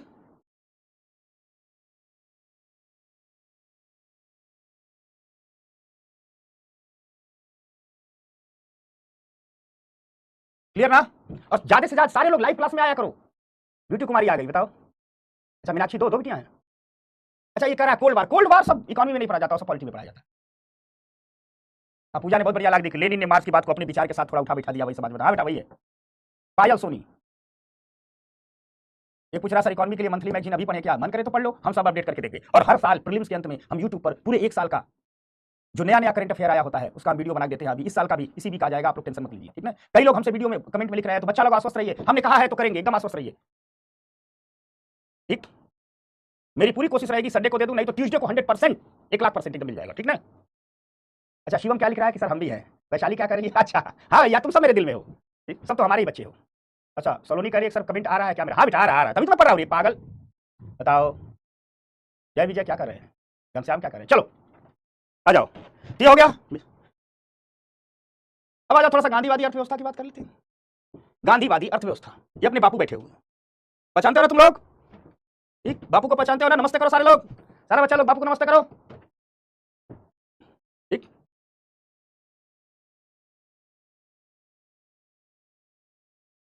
चलो आ जाओ, टेंशन मत लो, सबसे बातचीत होती रही। अच्छा, अश्विनी लिख रही है सर जी मैं नहीं दिख रही हूँ, दिख रही हो दादा, दिख रही हो, तुमको नमस्ते कर लेता हूँ। दरअसल हमारी जो बेटियां हैं ये मुझसे खूब लड़ती हैं, इसलिए अपनी सभी बेटियों को नमस्ते किया रखता हूँ कि माफ करो लड़ो मत, लड़ रही है। साक्षी पूछ रही है मैं दिख रहा हूँ, सब लोग दिख रहे हो, सारे लोग दिख रहे हो। ये कह रहा है कि उसका नाम है भाग जा रहा है। ठीक, समझ गए। तो आ जाओ, गांधीवादी अर्थव्यवस्था की बात करते हैं, फिर लास्ट में बतियाएंगे तुम लोगों से, नहीं तो मेरा मन करता है तुम लोगों से बात करने का। ठीक, जूली कह रही है कि सर मैं भी हूं। चलो, गांधीवादी अर्थव्यवस्था, देखो गांधी ने कोई आर्थिक मॉडल नहीं दिया। ठीक, ये पूछ रहा बापू हाथ में क्या लिया, चरखा, बता चरखा नहीं पचा रहा, डंडा ले आता इसको पीटता हूं अभी। ठीक, इधर देखो दीपिका, इधर से सुनो, अब सारे लोग क्लास के लास्ट में आपसे बात करूंगा। ठीक, गांधीवादी अर्थव्यवस्था, गांधी ने कोई ना पर्टिकुलर विचार नहीं दिया, जैसे मार्क्स ने दिया, लेनिन ने दिया, गांधी ने पर्टिकुलर कोई आर्थिक विचार नहीं दिया। तो आप कहोगे फिर गांधीवादी अर्थव्यवस्था कहां से आ गई, कहां से आ गई। दरअसल हुआ क्या कि गांधी ठीक समय समय पर ढेर सारे आर्थिकी की बात करते रहे, आर्थिकी की बात करते रहे, इकोनॉमी की बात करते रहे। तो जो समय समय पर विभिन्न विभिन्न मुद्दों पर उन्होंने बात कही थी, उन्हीं बात को, उन्हीं विचारों को, या गांधी के दिए गए आर्थिक विचारों को ही गांधीवादी अर्थव्यवस्था कहते हैं। ठीक, यानी गांधीवादी अर्थव्यवस्था क्या है, तो हम कह सकते हैं गांधी जी द्वारा दिए गए आर्थिक विचार ही गांधीवादी अर्थव्यवस्था। ठीक, क्या है, गांधी जी के दिए गए आर्थिक विचार ही गांधीवादी अर्थव्यवस्था। अंचल ध्यान से सुन बेटा, क्या है गांधीवादी अर्थव्यवस्था, तो गांधी जी द्वारा दिए गए आर्थिक विचार ही गांधीवादी अर्थव्यवस्था।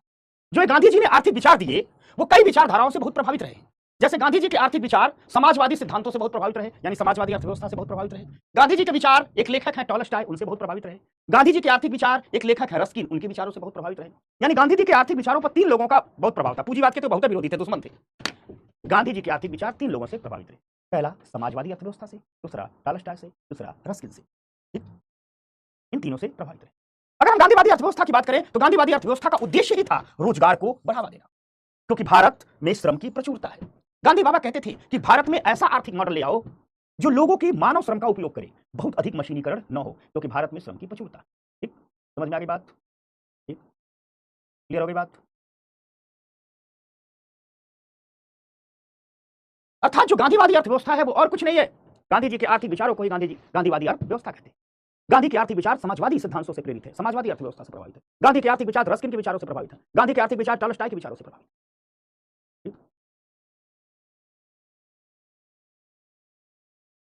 समझना? ठीक, प्रदुमन समझ गए? अति बिटिया समझ गई? तो देखते हैं भैया गांधी जी के आर्थिक विचार है क्या क्या, गांधी जी के आर्थिक विचार है क्या क्या, ठीक, क्या विशेषताएं हैं। तो गांधी जी के आर्थिक विचारों की जो सबसे पहली विशेषता थी वो थी विकेंद्रीकरण। देखो ये लोग डलिया बना रही हैं, दीदी मैया डलिया बना रही हैं, एक दीदी कढ़ाई सिलाई कर रही है, एक दीदी कुछ ये कर रही है, ये माता जी लोग अचार पापड़ बना रही हैं, ये हमने चित्र क्यों बनाया है? दरअसल ये सब गांधी जी के विचार थे। गांधी जी विकेंद्रीकरण की बात करते। विकेंद्रीकरण मतलब गांधी कहते थे कि किसी भी देश में, अपने देश की बात करते थे गांधी कि दिल्ली से बैठ के योजना मत बनाओ, पूरे देश में एक समान आर्थिक विचार मत लागू करो, यानी केंद्रीकरण मत करो, विकेंद्रीकरण करो। अर्थात गांधी कहते थे कि जिस स्थान की जो जरूरत हो, जो लोकलिटी नीड हो, उस स्थानीय जरूरतें के हिसाब से छोटे छोटे उद्योग ग्रामीण स्तर पर स्थापित करो, और ये जो छोटे छोटे उद्योग ग्रामीण स्तर पर स्थापित करो वे स्थानीय संसाधनों का ही प्रयोग करें। कहीं बांस की खेती हो रही है तो मैया डोलिया बना दे, ठीक, कहीं सब्जीबाजी हो रही है तो देखो ये माता जी पूरा इसकी खेती करने लगे, ये लोग कहीं रंग अबीर गुलाल, होली का त्योहार है तो लोग रंग अबीर गुलाल की फैक्ट्री बना लें, ये लोग अपना हैंडीक्राफ्ट बना लें। यानी गांधी कहते थे कि भारत बहुत बड़ा विविधताओं से भरा देश है, बिहार की जरूरत अलग है, केरल की जरूरत अलग है, मणिपुर की जरूरत अलग है, राजस्थान की जरूरत अलग है। आप दिल्ली में बैठ करके एक समान नीतियां नहीं बना सकती। केरल में कौन सा उद्योग लगाया जा सकता है, कौन सा व्यापार किया जा सकता है, ये केरल के हिसाब से लगाओ, वहीं के हिसाब से योजना बनाओ। तो उत्तर प्रदेश के लिए वहां के हिसाब से योजना बनाओ, बिहार के लिए वहां के हिसाब से योजना बनाओ। ठीक ठीक, समझ रहे बात को, समझ रहे हो ना बात को?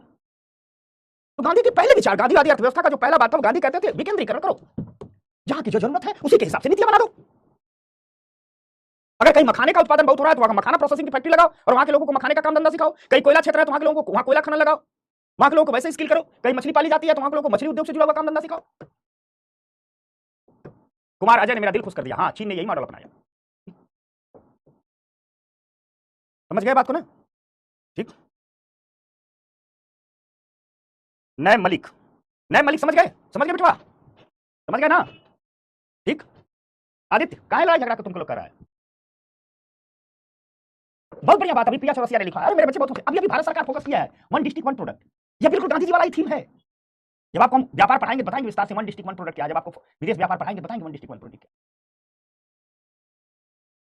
तो गांधी जी कह रहे हैं कि विकेंद्रीकरण लाओ, विकेंद्रीकरण लाओ, स्थानीय जरूरतों के हिसाब से स्थानीय नियम बनाओ, जिस जिले की जो आर्थिक संभावना है वहां उसके हिसाब से नियम बना दो। पहली बात तो गांधी ने ये कहा। तो गांधीवादी विचारधारा की पहली विशेषता क्या हो गई? विकेंद्रीकरण। दूसरी बात गांधी कहते थे, गांधी हमेशा कुटीर उद्योगों पर बहुत बल देते थे, छोटे छोटे उद्योगों पर बल देते थे। गांधी बहुत बड़े बड़े उद्योगों पर बल नहीं देते थे। ठीक, गांधी हमेशा कुटीर उद्योगों पर बल देते थे। इस पर बल देते थे गांधी जी, हमेशा कुटीर उद्योगों पर बल देते थे, हमेशा कुटीर उद्योगों को महत्व देते थे। कुटीर उद्योग मतलब वो उद्योग जिसमें बहुत छोटी छोटी मशीनें काम करती हैं, बहुत हैवी हैवी मशीन ना लगाई जाए, जैसे सिलाई मशीन में कुटीर उद्योग में आता है। गांधी का मानना था कि भारत में बहुत हैवी एडवांस ऑटोमेटिक मशीनरी नहीं लगानी चाहिए, भारत में हल्की मशीनरियों पर आधारित उद्योग लगाना चाहिए जिसे मनुष्य चलाए, क्योंकि भारत में जनसंख्या अधिक है, श्रम पर्याप्त है, उस श्रम का उपयोग हो जाए।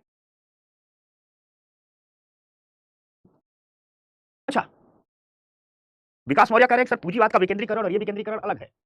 हाँ, पूंजीवाद के विकेंद्रीकरण का मतलब यह है कि केंद्र के स्तर पर बैठी सरकार उद्योगों के संचालन के लिए पूरे देश में कोई नियम नहीं बनाएगी। जिस उद्योगपति को जहां मन करेगा जाएगा, जो उद्योग चाहेगा वो लगाएगा। सरकार रेगुलेट नहीं करेगी कि ये उद्योग यहां लगाओ, ये उद्योग यहां लगाओ। पूंजीवाद का विकेंद्रीकरण ये है। यहां का विकेंद्रीकरण ये कह रहा है कि एक होता क्या, एक केंद्र सरकार पूरे देश में एक समान आर्थिक नीति लागू कर देती है, वो क्या हो गया? केंद्रीकरण। यहां गांधी जी कह रहे नहीं, बिहार के भागलपुर के लिए अलग है, तो मणिपुर के लिए अलग है, तो रांची के लिए अलग है, तो उत्तर प्रदेश के किसी जिले के लिए अलग है, तो पूर्वी उत्तर प्रदेश के लिए अलग है, देश के लिए अलग अलग होना। समझ में आ गई बात? क्लियर हो गया? कोई दिक्कत? अच्छा, अभी हमारी बिटिया खुशी बीमार पड़ी गई। खुशी बिटिया तुम जाओ आराम करो घर में, ठीक ना बेटा, बाद में देख लेना। चलो, ये गांधी का विकेंद्रीकरण कि भैया जहां जाओ, जिस हिसाब से वहां कोई खनन हो, खनिज हो, जैसी कृषि हो, जैसी जलवायु हो, वहां उससे संबंधित उद्योग लगा दो। और साथ साथ ये तो विकेंद्रीकरण हो गया, साथ साथ गांधी बाबा क्या कर रहे हैं? कुटीर उद्योग लगाओ, बड़का बड़का मत लगाओ, हैवी एडवांस मशीन मत लगाओ, क्योंकि जो बड़का बड़का हैवी एडवांस मशीन है वो एक साथ 1000 आदमी का काम इकट्ठा कर देता है। तो गांधी बाबा कुटीर उद्योगों पर बल कर रहे हैं। पहली बात। दूसरी बात, तीसरी बात है, गांधी ने बहुत बढ़िया बात कही थी। गांधी ने भारतीय समाज के बहुत बड़े रोग को पकड़ लिया था, और मुझे तो इस रोग से एकदम घृणा है। और गांधी ने अपने आर्थिक सिद्धांतों में इस रोग को पकड़ लिया और इसका बहुत पुरजोर विरोध किया। गांधी ने मानव श्रम की गरिमा पर बड़ा जोर दिया। आपको कभी सुना होगा, आप लोगों ने सुना होगा, हमारे ग्रामीण समाज में अब तो ये कम होते जा रहा है, नए जमाने के लड़के लड़कियों ने इसे धूमिल दूषित कर दिया है, लेकिन फिर भी कहीं है। समझना, ध्यान से समझना, कभी है। गांव में लोग क्या कहते हैं, शहर में लोग क्या कहते हैं, हाई काम बहुत छोटा है, काम छोटा है, काम छोटा है। याद रखना, वो हर काम बड़ा है जो ईमानदारी और नैतिकता से काम किया जाए, और वो हर काम छोटा है जिसमें बेईमानी हो, गलत नियत हो। सच है कि नहीं है? सच है कि नहीं है? बताओ पूजा बिटिया, बता दो ये सच है कि नहीं है? आप लोग जाते हो तो लोग क्या कहते हैं, अरे कोई व्यक्ति चाय की दुकान, अगर कोई लड़की है, मैं लड़की के बारे में तो जाते होता, अगर कोई लड़की है चाहती है कि हम अपने चौराहे पर एक दुकान खोल दें, तो कहीं छोटा काम कर रहे हैं। कोई खेती करने लगा, हम खेती नहीं करेंगे। कोई गाय पाल रहा, गाय नहीं पालेंगे। यानी लोगों ने किया है क्या, लोगों ने क्या किया है, लोगों ने काम को साइकोलॉजी से जोड़ दिया, और आज भी ये चल रहा है। तो सोचो गांधी बाबा के युग में क्या होता होता। गांधी बाबा के युग में क्या होता था कि बड़े बड़े किसान थे, जमींदार थे, वो लोग कहते थे कि हम हल की मूठ नहीं पकड़ेंगे, खेती नहीं करेंगे, इससे हमारी बेइज्जती हो जाती है। हम शारीरिक श्रम नहीं करेंगे, इससे हमारी बेइज्जती हो जाती है। हम ये काम नहीं करेंगे, इससे बेइज्जती हो जाती है। केवल बैठ के खाएंगे, बस उनकी इज्जत बनी रहेगी। गांधी भारतीय समाज के इस रोग को जानते थे। गांधी जानते थे कि भारतीय समाज का जो रोग है ना, कि सफाई, घर नाला साफ करना है तो मेहतर बुलाना पड़ेगा। लोग कहते थे हम ना साफ करेंगे, ये काम तो मेहतर का काम है, सफाई कर्मी का काम है। गांधी से बहुत चिढ़ते थे। गांधी कहते थे व्हाट इज दिस, क्या है ये काम उसका होगा, ये काम उसका होगा, ये कौन सी व्यवस्था है भाई। गांधी ने कहा कि वह हर काम बड़ा है, बस उस काम के पीछे की जो नीयत होनी चाहिए वह सही होनी चाहिए, पवित्र होनी चाहिए, शुद्ध होनी चाहिए। हाँ, अगर कोई काम ऐसा है जिसमें करने की नीयत सही नहीं है, वह कोई काम ऐसा है जो लोगों को नुकसान पहुंचा सकता है, वह कोई काम ऐसा है जो बेईमानी से किया जा रहा हो, वह काम ठीक नहीं है। ईमानदारी से किया गया हर काम, वह काम जिसका उद्देश्य कल्याण हो, वह सब काम सही। एक तिरुक्कुवल दार्शनिक हुए, तिरुक्कुवल ने कहा है कि अगर असत्य भी कल्याणकारी हो जाए तो वह सत्य है। अगर असत्य भी कल्याणकारी हो जाए तो वह सत्य है। तो सत्य क्या है? तो भारतीय मीमांसा कहती है कि वह हर चीज सत्य है जो कल्याणकारी है। कभी आपके सामने जीवन की कसौटी आए कि सही क्या है, गलत क्या है, याद रखना जो कल्याणकारी है वो हमेशा सही, और जो कल्याणकारी नहीं है, आपके अगर कोई ऐसा काम जो आपको बहुत फायदा पहुंचा रहा है लेकिन दूसरे को नुकसान पहुंचा रहा है, वही सत्य है। लेकिन कोई ऐसा काम जो आपको भी फायदा पहुंचा रहा है, अन्यों को पहुंचा रहा है, वही सत्य है, वही कल्याण। वह सब कुछ सत्य है जो कल्याणकारी है। इसलिए दूरदर्शन का आपने लोगो देखा होगा, क्या लिखा है? सत्यम शिवम सुंदरम, सत्यम शिवम सुंदरम, सत्यम शिवम सुंदरम। शिव मतलब कल्याणकारी। जो सत्य है, कौन सत्य होगा? जो कल्याणकारी होगा, और जो कल्याणकारी होगा वही सुंदर होगा। यही भारतीय मीमांसा है, यही भारतीय मीमांसा है, और एक्चुअल में यही मानव था। इसलिए दूरदर्शन के लोगों ने लिखा सत्यम शिवम सुंदरम। ऐसे ही समझना इस बात को। क्या लिखा है? सत्यम। अभी तो आप लोगों को इकोनॉमी शुरू हो रही, सत्यम शिवम सुंदरम। आप लोग देखना, लिखा है दूरदर्शन के लोगों ने। शिव मतलब कल्याणकारी, शिवम मतलब कल्याणकारी, वेलफेयर, सुंदरम मतलब सुंदर चीज, सुंदर। अब याद रखना, वह कोई भी काम जो कल्याणकारी है वह सुंदर ही होगा, कुरूप होगा नहीं, और वही सत्य होगा। अर्थात जो सत्य है वह अपने आप कल्याणकारी हो जाता है, अपने आप सुंदर हो जाता है। इसलिए भारतीय मीमांसा चिल्ला के कही, सर्वे भवन्तु सुखिनः सर्वे सन्तु निरामया। सभी लोग सुखी हों, सभी लोग स्वस्थ हों। और अथर्ववेद की पहली लाइन में लिखा है सर्वे भवन्तु धनिनः, अर्थात अर्थव्यवस्था ऐसी बनाइए जिसमें सभी लोगों के धनी बनने के अवसर हों, फिर कुछ लोगों के धनी बनने के अवसर ना हो। हमारा उपनिषद कहता है सर्वे भवन्तु सुखिनः सर्वे सन्तु निरामया। यही तो वेलफेयर इकोनॉमी है। आज जो वेलफेयर इकोनॉमी की बात अमेरिका कर रहा है, यूरोप कर रहा है, भारत कर रहा है, सब लोग कर रहे हैं कि भैया अर्थव्यवस्था ऐसी होनी चाहिए जो सबकी आंख का आंसू पोछे। दुनिया तो अभी कर रही है। यह बात भारत के मनुष्यों ने हजारों हजार साल पहले पहली बार इसी धरती से बात उठी थी कि सर्वे भवन्तु सुखिनः सर्वे सन्तु निरामया। जानते हो इस धरती से बात क्यों उठी? क्योंकि इस धरती में, इस भूमि पर व्यक्तिनिष्ठता की कोई जगह नहीं है। इस भूमि पर उसी की जगह है जो कल्याण के बारे में, अर्थात दुनिया के अर्थशास्त्री 1990 के दौर में जिस बात को सोच रहे थे, हमारे यहाँ 4000 साल पहले ही हमारे मनीषी उस बात को सोच रहे थे। दुनिया के अर्थशास्त्री 1990 में कह रहे थे कि वेलफेयर इकोनॉमी लाओ, वेलफेयर इकोनॉमी लाओ, सबकी आंख की आंसू पोंछने वाला आर्थिक मॉडल लाओ, और उस बात को 5000 साल पहले जंगल में बैठ करके हमारे मनीषी कह रहे थे सर्वे भवन्तु सुखिनः सर्वे सन्तु निरामया। राज्य का कर्तव्य होना चाहिए कि सभी लोगों को सुखी रखे, सभी लोगों को स्वच्छ रखे, और अथर्ववेद कहता है, मनीषी कहता है सर्वे भवन्तु धनिनः, अर्थात राज्य का यह भी कर्तव्य होना चाहिए कि सभी लोगों को धनी बनाने के अवसर थे। जिस बात की दुनिया के अर्थशास्त्री जिस बात को 1990 में कहते हैं, वो बात 1000 साल पहले। ठीक उसी प्रकार गांधी जी कहते हैं कि लोगों का कल्याण तभी होगा कि जो ये रोक टोक लगती है कि इसको ये काम नहीं करना चाहिए, इसको काम नहीं करना चाहिए, हटाओ भैया।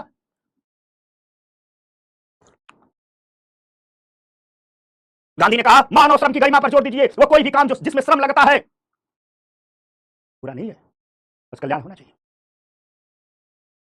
गांधी तो यहां तक कहते हैं कि हर व्यक्ति को अपने हिस्से की रोटी का श्रम तो करना ही चाहिए। गांधी कहते हैं तुम बड़ा हो या छोटा हो, अपने हिस्से का श्रम तो करना चाहिए। अपने गांधी कहते हैं तुम बहुत बड़े किसान हो, 1000 बीघे तुम्हारे पास है, लेकिन रोज इतनी खेत में इतना तो काम करो जितना तुम खाते हो। राहुल करा चाय हमको भी पीना, तो तेरे को डिजिटल चाय भेज दें, आओ मुखर्जी नगर आओ, चाय पिलाएंगे राहुल, ठीक है? हमारे मुखर्जी नगर में पीडब्ल्यू मनली आईएएस का ऑफलाइन सेंटर है, वहां आओ चाय पिलाएंगे। शिवम क्या कर रहा है? अच्छा शिवम के नाम का उत्तर बता दिए, ठीक ठीक। गरिमा बिटिया समझ में आ रहा है बेटा? सारा बच्चा लोग बताए। अच्छा अदिति करे हम भी, हाँ बिटिया तू भी है, पूजा करे, अरे सब बेटियां मेरी। मैं एक दिन मैं अपने एक दोस्त से बोल रहा था कि मैं दुनिया का इस सर्वश्रेष्ठ सौभाग्यशाली लोगों में से एक हूं। तो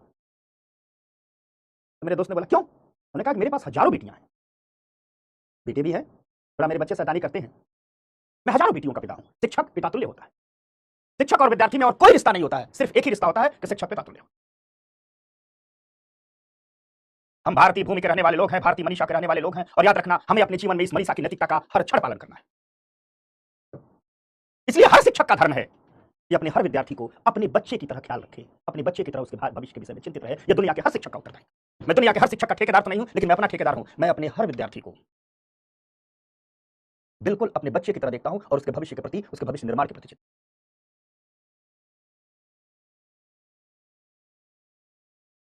समझ में आ गई बात? ठीक है चलो, इसलिए कभी भी जिंदगी के किसी भी मोड़ पर यदि कभी पूरे संसार से अकेले लड़ाई तुम सबको लड़नी हो और तुम्हारे साथ कोई ना हो, तो याद रखना तुम्हारा गुरु, तुम्हारा शिक्षक तुम्हारे साथ हर मोड़ पर खड़ा रहेगा। इसलिए जी भर के लड़ो, दिखा दो इस दुनिया को एक बार कि हम में भी दम है। जब जब थकोगे, जब जब लड़खड़ाओगे, तो मेरा आशीर्वाद तुम्हारे साथ रहेगा, मैं खुद तुम्हारे साथ रहूंगा। लेकिन एक बार इस दुनिया को दिखा दो उस हर शख्स को जिसने कभी तुम पर विश्वास किया है, दिखा दो उस हर शख्स को जिसने तुम्हारी आलोचना की है। और मेरा अपना मानना है, समझ में आ गई बात ना, से बड़ी कुछ भी चीज नहीं होती है। इसलिए गांधी जी अपने आर्थिक विचारों में मानव श्रम की गरिमा पर बहुत जोर देते हैं, और शारीरिक श्रम के प्रति जो समाज का तिरस्कारपूर्ण रवैया था, गांधी उसकी बड़ी जबरदस्त आलोचना करते। गांधी ने अपने सभी लोगों से कहा, अच्छा कुमार अजय कर अपने बेटों के बारे में भी कुछ बोल दो। बोला तो बेटों के बारे में कि मेरे बेटे कुछ भी कर सकते हैं, इन्हीं बेटों में से कोई प्रधानमंत्री बनेगा, कोई राष्ट्रपति बनेगा, कोई मुख्यमंत्री बनेगा, सांसद बनेगा, विधायक बनेगा, आईएएस बनेगा, आईपीएस बनेगा, आईएएस बनेगा। और एकदम मेरा दोनों हाथ उठा करके आशीर्वाद है, गरीब कोई नहीं रहेगा, जो कुछ नहीं करेगा वो भी बीएमडब्ल्यू और रेंज रोवर से चलेगा। एकदम आश्वस्त रहो, समझ गए ना? ठीक, समझ गए? कार्तिक समझ गया ना बेटा? कार्तिक बता, समझ गए? चलो ठीक, तो अब आ जाओ, तो गांधी की बात करते हैं। तो गांधी ने पहली बात क्या कही थी? विकेंद्रीकरण होना चाहिए। गांधी कह रहे हैं विकेंद्रीकरण होना चाहिए, यानी हर स्थानीय जरूरतों के हिसाब से आर्थिक नीतियां बननी चाहिए। गांधी दूसरी बात क्या कर रहे हैं भैया? गांधी बाबा दूसरी बात कह रहे हैं कि कुटीर उद्योगों पर बल देना चाहिए, बहुत हैवी एडवांस मशीनें नहीं लगानी चाहिए। इसकी आलोचना जो भी हो, जो है गांधी बाबा जो कह रहे हैं पहले उसको समझो, फिर आलोचना करेंगे। गांधी जी कह रहे हैं कि मानव श्रम की गरिमा है, इस पर विशेष जोर देना चाहिए। गांधी कह रहे हैं कि हर व्यक्ति अपनी इच्छा का न्यूनीकरण करे। हम जो गांधी कह रहे हैं उसको बता रहे हैं। गांधी कह रहे हैं कि हर व्यक्ति एक अपनी इच्छा का न्यूनीकरण करे। यही बात बुद्ध ने भी तो कहा था। हमारी क्लास में सिद्धार्थ है, सिद्धार्थ तुम्हारे नाम का मतलब बुद्ध है भैया, तो बुद्ध वाला आचरण करना, समझिए बेटा? ठीक, एक हर्ट किंग किसका नाम है बेटा? हर्ट किंग क्या नाम है? अपना असली नाम लिख बता, हर्ट किंग। ठीक, गांधी कह रहे हैं कि हर व्यक्ति को इच्छा का न्यूनीकरण करना। गांधी का कहना है कि देखिए अपनी जरूरत के लिए भागिए और अपनी इच्छाएं थोड़ा कम रखिए। गांधी कह रहे हैं कि पृथ्वी हर आदमी की जरूरत को पूरा करने के लिए पर्याप्त मात्रा में संसाधन प्रदान करती है। गांधी जी कह रहे हैं कि इस पृथ्वी पर पर्याप्त संसाधन आप सबकी जरूरत पूरी हो जाएगी। दुर्गा चौधरी बिटिया लिख रही है सर बीएमडब्ल्यू नहीं, थार चाहिए, पीटूंगा मैं। अरे मुझसे इकॉनमी पढ़ने के बाद थार से तुम्हारा नौकर चलेगा? बताओ कौन है, मारूंगा मैं। ठीक ठीक, तो अभी आता हूं, विद्याधर से बात करता हूं, चलो आ जाओ। तो पृथ्वी, गांधी कह रहे हैं कि भैया इच्छा का न्यूनीकरण करो, क्योंकि पृथ्वी हर व्यक्ति की इच्छा को पूरी नहीं कर सकती। पृथ्वी हर व्यक्ति की जरूरत पूरी कर सकती है, हर व्यक्ति की इच्छा पूरी नहीं कर सकती। गांधी कह रहे हैं पृथ्वी के पास बहुत चीज है। ठीक, गांधी कह रहे हैं पृथ्वी के पास बहुत चीज है, बहुत संसाधन है, ये आपकी जरूरत पूरा कर सकती है, लेकिन हर आदमी के लालच के लिए संसाधन नहीं है। इसलिए गांधी अपने आर्थिक विचारों में कह रहे हैं कि भैया थोड़ा इच्छा कम रखो, ध्यान दिया। ठीक, अच्छा, अपने सभी सेंटरों पर पटना, लखनऊ, दिल्ली इकोनॉमी में ही पढ़ाता हूं, तो जहां आप लोग आएंगे हिंदी वाले को इकोनॉमी मुझसे ही पढ़ने को मिलेगी। ठीक ना, समझ गए ममता बिटिया, समझ गए सारे लोग, समझ गए? तो आ जाओ। तो गांधी जी का थोड़ा ट्रस्टीशिप समझते हैं। गांधी ने यह सिद्धांत दिया जो सुनने में अच्छा लगता है लेकिन ये कभी धरातल पर उतर नहीं सकता है। देखो क्या है, तो गांधी ने अपने ट्रस्टीशिप के सिद्धांत में क्या कहा, समझना, चित्र बनाकर हमने दिखाया है। गांधी ने कहा कि ढेर सारे लोग इकट्ठे होंगे, धनी लोग। ठीक, गांधी कहते हैं कि ये ढेर सारे धनी लोग इकट्ठे होंगे। अब इसके साथ, ये गांधी की वाला बात मैं कह रहा हूं, गांधी कहते हैं कि ढेर सारे धनी लोग इकट्ठे होंगे, समझना, इकट्ठे होंगे ढेर सारे धनी लोग, 2 लोग 4 लोग 1 लोग 2 मिलकर के इकट्ठे होंगे, कोई अकेले ही आ जाएगा, देखो डाइनिंग टेबल पर बैठे हुए हैं, और ये लोग उद्योग लगाएंगे। क्या लगा देंगे? उद्योग लगा देंगे। अब सोचो, इसको मैं लिखवा सकता था, मैं लिखवा सकता था 1-2 लाइन में, लेकिन मैं घर पर बैठ करके बनाया हूं, मेरी आंखें दुखने लगी हैं। क्यों? क्योंकि थोड़ा सा चित्र उत्र बना दूंगा तो हमारा विद्यार्थी थोड़ा ज्यादा इकोनॉमी समझेगा। इकोनॉमी से विद्यार्थी डरा रहता है, इकोनॉमी से विद्यार्थी सहमा रहता है, इकोनॉमी उसके भीतर नहीं आ पाती है, इकोनॉमी को सिर्फ वो आंकड़ों का खेल समझता है। इकोनॉमी ऐसी नहीं है। अरे इकोनॉमी तो संसार का सबसे बड़ा दर्शन है। ये दुनिया है बाजार कि पैसा बोलता है, सबसे बड़ा दर्शन है इकोनॉमी, इससे बड़ा कोई दर्शन नहीं है। समझ में आ रही बात? ठीक, समझ गए? समझ गए? आपका मन लगे रहे। तो गांधी अपने ट्रस्टीशिप में कह रहे हैं कि ये सारे उद्योगपति लोग, देखो मैडम कितना बढ़िया बाल और मैंने बना दिया है। गांधी अपने ट्रस्टीशिप में कह रहे हैं कि उद्योगपति लोग उद्योग लगाएंगे, उद्योगपति लोग उद्योग लगाएंगे, समझना बच्चा पार्टी, और इस उद्योग से पैसा कमाएंगे, उद्योग लगेगा खूब पैसा कमाएंगे। यहां तक तो बात सही है, लेकिन इसके बाद गांधी का ट्रस्टीशिप का सिद्धांत देखना। गांधी जी कह रहे हैं ये जो लोग पैसा कमाएंगे इससे अपने उद्योग के संचालन का खर्चा निकाल लेंगे, भैया इस उद्योग का संचालन करना भी, इसका खर्चा निकाल लेंगे, और फिर इसी पैसे में से थोड़ा सा अपना खर्चा निकाल लेंगे, उतना ही जितना इनके रहने खाने के लिए जरूरी है, और जो शेष पैसा बचेगा, शेष पैसा गरीबों में बांट देंगे, गरीबों के उत्थान के लिए लगाएंगे। यही गांधी का ट्रस्टीशिप का सिद्धांत था। ठीक,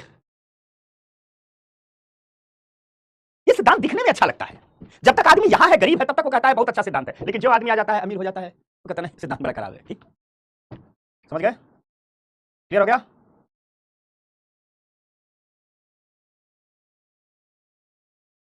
समझो आप लोग? ठीक, कार्तिक बताओ। ठीक, देखो डालो। तो गांधी का ट्रस्ट याद हो गया ना? अच्छा बताओ, याद हो गया ना कि अगर ये चित्र बनाने से, यही इट इज स्मार्ट स्टडी। मैं बार बार इसलिए कहता हूं कि हर विषय में इसका प्रयोग करो आप लोग। पूरी इकोनॉमी की क्लास खत्म होते होते एकदम ट्रेंड हो जाओगे आप लोग। आप लोग खुद क्यूरियोसिटी जगाओ, हर विषय को पढ़ने में थोड़ा सा चित्र बनाओ ताकि चीजें याद रहे। यही सब क्रिएटिव है, समझना।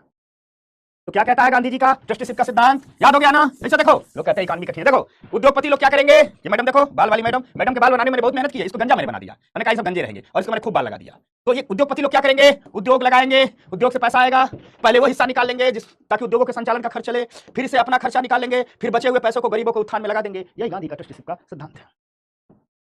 ठीक, और यही गांधी का आर्थिक मॉडल है। समझ रहे नहीं आ रहे हो? ठीक,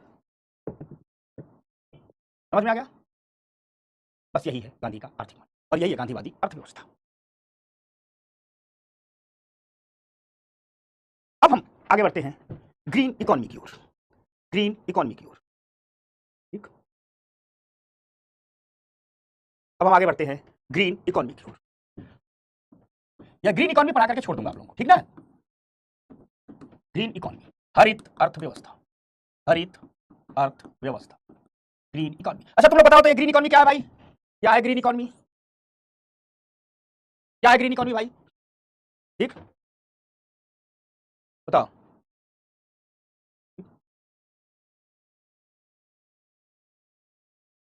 बताओ भाई लोग, ग्रीन इकोनॉमी कोई बताएगा? अच्छा स्पेलिंग मिस्टेक है। अच्छा हाँ, ग्रीन, चल तू लोग ठीक कर ले। ग्रीन इकोनॉमी क्या है, कुछ दिमाग लगाओ। कब ये मत सोचना कि आप लोग मुझसे दूर हैं, मैं ये मान के पढ़ा व्यवस्था। अब इसको समझाता, ठीक, तो पहले इसके बैकग्राउंड समझाता हूं। ठीक, हरित अर्थव्यवस्था क्यों, कहां, इसकी जरूरत क्यों है, हरित अर्थव्यवस्था की जरूरत क्यों है, या क्या है हरित अर्थव्यवस्था, पूरे एक सीक्वेंस से समझाता हूं। पूरी दुनिया में पूंजीवाद आया, पूंजीवादी अर्थव्यवस्था आई, बताइए आप लोगों को, या समाजवादी अर्थव्यवस्था आई, समाजवादी अर्थव्यवस्था आई, या कहीं कहीं भारत जैसे देशों में मिश्रित अर्थव्यवस्था आई, आई कि नहीं आई? मिश्रित अर्थव्यवस्था आई ना? समझना, लेकिन इन सभी अर्थव्यवस्थाओं में एक चीज कॉमन थी, सारी अर्थव्यवस्थाओं में औद्योगिकरण पर बल था, पर बल, उद्योग लगने चाहिए, इस औद्योगिकरण पर बल था। इस औद्योगिकरण पर बल के कुछ परिणाम सामने आए, परिणाम सामने आए, इस औद्योगिकरण पर बल के परिणाम सामने आए। और क्या परिणाम सामने आए? वायु का प्रदूषण, कार्बन उत्सर्जन बहुत हुआ, ये सब समझते ही होंगे आप लोग। वायु का प्रदूषण, उद्योगों के कचरे पानी को नदियों में बहाया गया, जल प्रदूषण, मिट्टी का प्रदूषण, हमारी मिट्टी का स्वास्थ्य खतरे में है केमिकल के कारण, मिट्टी का प्रदूषण, पूरे के पूरे महासागरों का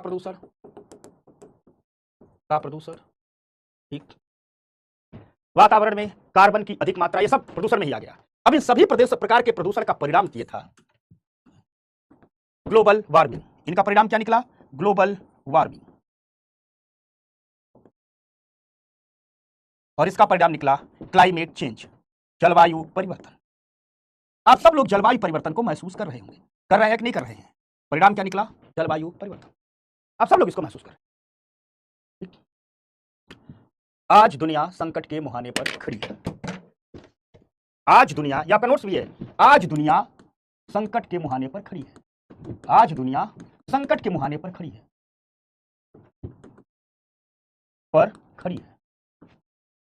है कि नहीं? एक ऐसा संकट जिससे दुनिया मुंह मोड़ नहीं सकती। मानव का संकट के मुहाने पर खड़ी है। इस संकट से दुनिया मुंह मोड़ नहीं सकती है, विकल्प नहीं है। संकट के मुहाने पर खड़ी है, इस संकट से दुनिया मुंह मोड़ नहीं सकती है। इस संकट से दुनिया मुंह मोड़ नहीं सकती, या इस संकट को दुनिया पीठ नहीं दिखा सकती। इस संकट से दुनिया मुंह मोड़ नहीं सकती, नहीं मोड़ सकती। इस संकट से आप पीठ नहीं दिखा सकते। तो रास्ता क्या है? रास्ता क्या है? एक रास्ता तो ये है, एक विकल्प तो ये है कि हम पीछे मुड़ जाए, औद्योगिकरण से बैक हो जाए। क्या रास्ता है? क्या ऐसा हो सकता है? ठीक, क्या संभव है? तो एक रास्ता है जो कहता है कि हम औद्योगिकरण से पीछे हट जाएं, औद्योगिकरण से पीछे हट जाएं, औद्योगिकरण से पीछे हट जाएं। क्या ऐसा संभव है कि हम उद्योग बंद कर दें, हम गाड़ी बंद कर दें, हम ट्रेन बंद कर दें, मेट्रो बंद कर दें, सब कुछ बंद कर देंगे, 2-3 हजार साल पहले वाले बैलगाड़ियों के दौर में आ जाएं? राजकुमार पूछ रहा हरित क्रांति और हरित अर्थव्यवस्था अलग है। हाँ बेटा, हरित क्रांति अलग चीज है, हरित अर्थव्यवस्था अलग चीज है। अभी जो हमारी पूरी की पूरी अर्थव्यवस्था है वो इंडस्ट्रियलाइजेशन पर आधारित है, औद्योगिकरण पर आधारित है। अभी जो हमारी पूरी की पूरी अर्थव्यवस्था है वो औद्योगिकरण पर आधारित है। ठीक, तो क्या हम औद्योगिकरण से वापस लौट जाए? क्या संभव है? महेश, कुमार, अजय, बताओ बेटा लोग। कार्तिक, साक्षी, बताओ बेटा लोग। सौरभ, बताओ बच्चा लोग। मनाली केसरी, बता बेटा। बिटिया, अच्छा मनाली केसरी, बता बिटिया। करिए नहीं सर, हाँ बढ़िया है। प्रिया, बता बिटिया। रवि मालवी, बताओ मालवी जी। महेश विश्वकर्मा, नहीं, सब विकल्प ही नहीं है। लेकिन दिक्कत क्या है? हम इससे पीछे भी नहीं हट सकते हैं, और इस पर और आगे बढ़ेंगे तो नष्ट हो जाएंगे। औद्योगिकरण से हम वापस नहीं जा सकते, लेकिन औद्योगिकरण के रास्तों पर और चलेंगे तो नष्ट हो जाएंगे। तो विकल्प क्या है? जब हम औद्योगिकरण से पीछे नहीं हट सकते तो दूसरा रास्ता क्या है? दूसरा रास्ता है ऐसा औद्योगिकरण जो पर्यावरण को कम नुकसान पहुंचाए, और इसे औद्योगिकरण को जो पर्यावरण को कम नुकसान पहुंचाए, इसे कहते हैं ग्रीन इकोनॉमी, हरित अर्थव्यवस्था। क्या कहते हैं? ग्रीन इकोनॉमी, हरित अर्थव्यवस्था। यानी हमें औद्योगिकरण करना है, लेकिन ऐसा औद्योगिकरण जो पर्यावरण को कम नुकसान। तो क्या क्या करना है इस ग्रीन इकोनॉमी में? इसके कुछ ग्रीन इकोनॉमी में करना क्या है? या ग्रीन इकोनॉमी में क्या किया जा रहा है?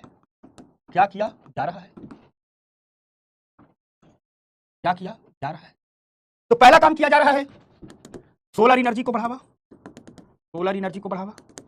ठीक, विंड एनर्जी को बढ़ावा,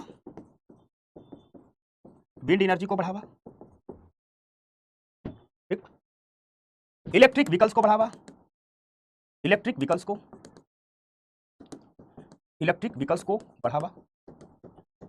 ठीक, हाइड्रोजन फ्यूल का विकास,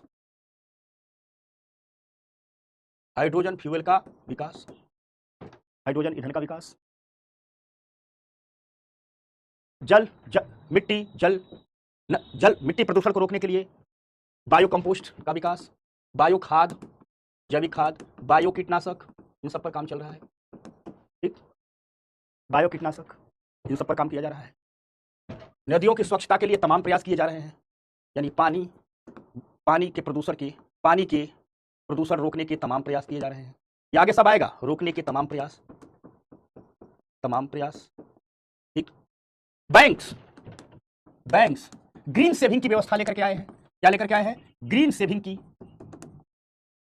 की ऐसे खाते खोल रहे हैं, मतलब बैंक कहेंगे कि ये मेरा, आप अकाउंट खोलने जाइएगा तो बैंक कहेंगे कि आप अकाउंट में पैसा डालिए। आप कौन सा अकाउंट खोलेंगे? तो आप कह देंगे ग्रीन सेविंग। इसका मतलब आप जो पैसा डालेंगे अपने अकाउंट में, इसको बैंक जो लोन के रूप में आगे बढ़ाएंगे, तो उन्हें ही लोन देंगे, उन्हीं परियोजनाओं को लोन देंगे। ये लोन उन्हीं परियोजनाओं को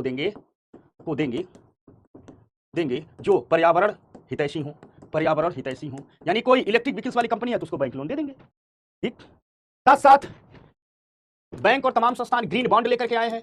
जब आपको पढ़ाऊंगा मैं कैपिटल मार्केट ग्रीन बॉन्ड के बारे में बताऊंगा। तमाम संस्थान ब्लू बॉन्ड लेकर के आए हैं। अब ये मत पूछना है ब्लू बॉन्ड ग्रीन बॉन्ड क्या है, ये सब चैप्टर आएगा। ठीक, तमाम देशों की सरकार, भारत सरकार भी अभी 2023 में 8,000 करोड़ की सॉवरेन ग्रीन बॉन्ड लेकर के आई है। अब अभी ये नहीं समझाऊंगा, कोई नहीं पूछेगा, क्योंकि अभी ये सब समझ नहीं पाओगे तुम लोग। ठीक है, जब कैपिटल मार्केट आएगा, ये सब प्रयास किए जा रहे हैं ताकि ज्यादा पैसा लाया जाए और हरित अर्थव्यवस्था को आगे बढ़ाया जाए। ठीक, अब निकिता, कोई बेटा green bond, green account, sovereign green bond सब नहीं पूछेगा। जब हम कैपिटल मार्केट पढ़ाएंगे ना, या बताओ, पैसा और बाजार बताए थे ना, जिसमें 3 बाजार है, एक मुद्रा बाजार, एक पूंजी बाजार, शेयर बाजार। तो पूंजी बाजार में बॉन्ड मार्केट पढ़ाएंगे तो हमारे सब ग्रीन बॉन्ड आएगा। ठीक ना, बस इतनी बातें। ठीक,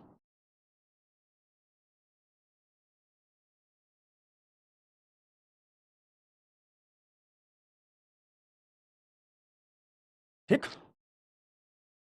समझ गए बच्चा लोग? तो अब हम थोड़ी सी कुछ और बात करेंगे आपके पर्सनालिटी पर। तो हमने अब तक जो पहला चैप्टर हम आपको दिखाए थे, ठीक, उसमें पहला चैप्टर में हमने आपको क्या क्या बताया था? पूंजीवाद दिखाया था, पूंजीवादी अर्थव्यवस्था की बात की थी, किया था ना? हमने साम्यवादी और समाजवादी अर्थव्यवस्था की बात की थी, याद करो भाई। हमने बात किया नव पूंजीवाद या नव उदारवाद। इसके बाद हमने बात किया इसका कल्याणकारी अर्थव्यवस्था। इसके बाद हमने बात किया गांधी मिश्रित अर्थव्यवस्था। अरे क्या मिश्रित अर्थव्यवस्था, ये भी मिट गया। चलो भैया, कल्याणकारी अर्थव्यवस्था एक बार लिख देते हैं, कल्याणकारी अर्थव्यवस्था। उसके बाद हमने बात किया था किसकी? तो मिश्रित अर्थव्यवस्था, इसी को नेहरूवादी भी कहते हैं। ठीक, और फिर हमने बात किया गांधीवादी अर्थव्यवस्था, और फिर हमने बात की हरित अर्थव्यवस्था। मनाली बिटिया बताओ,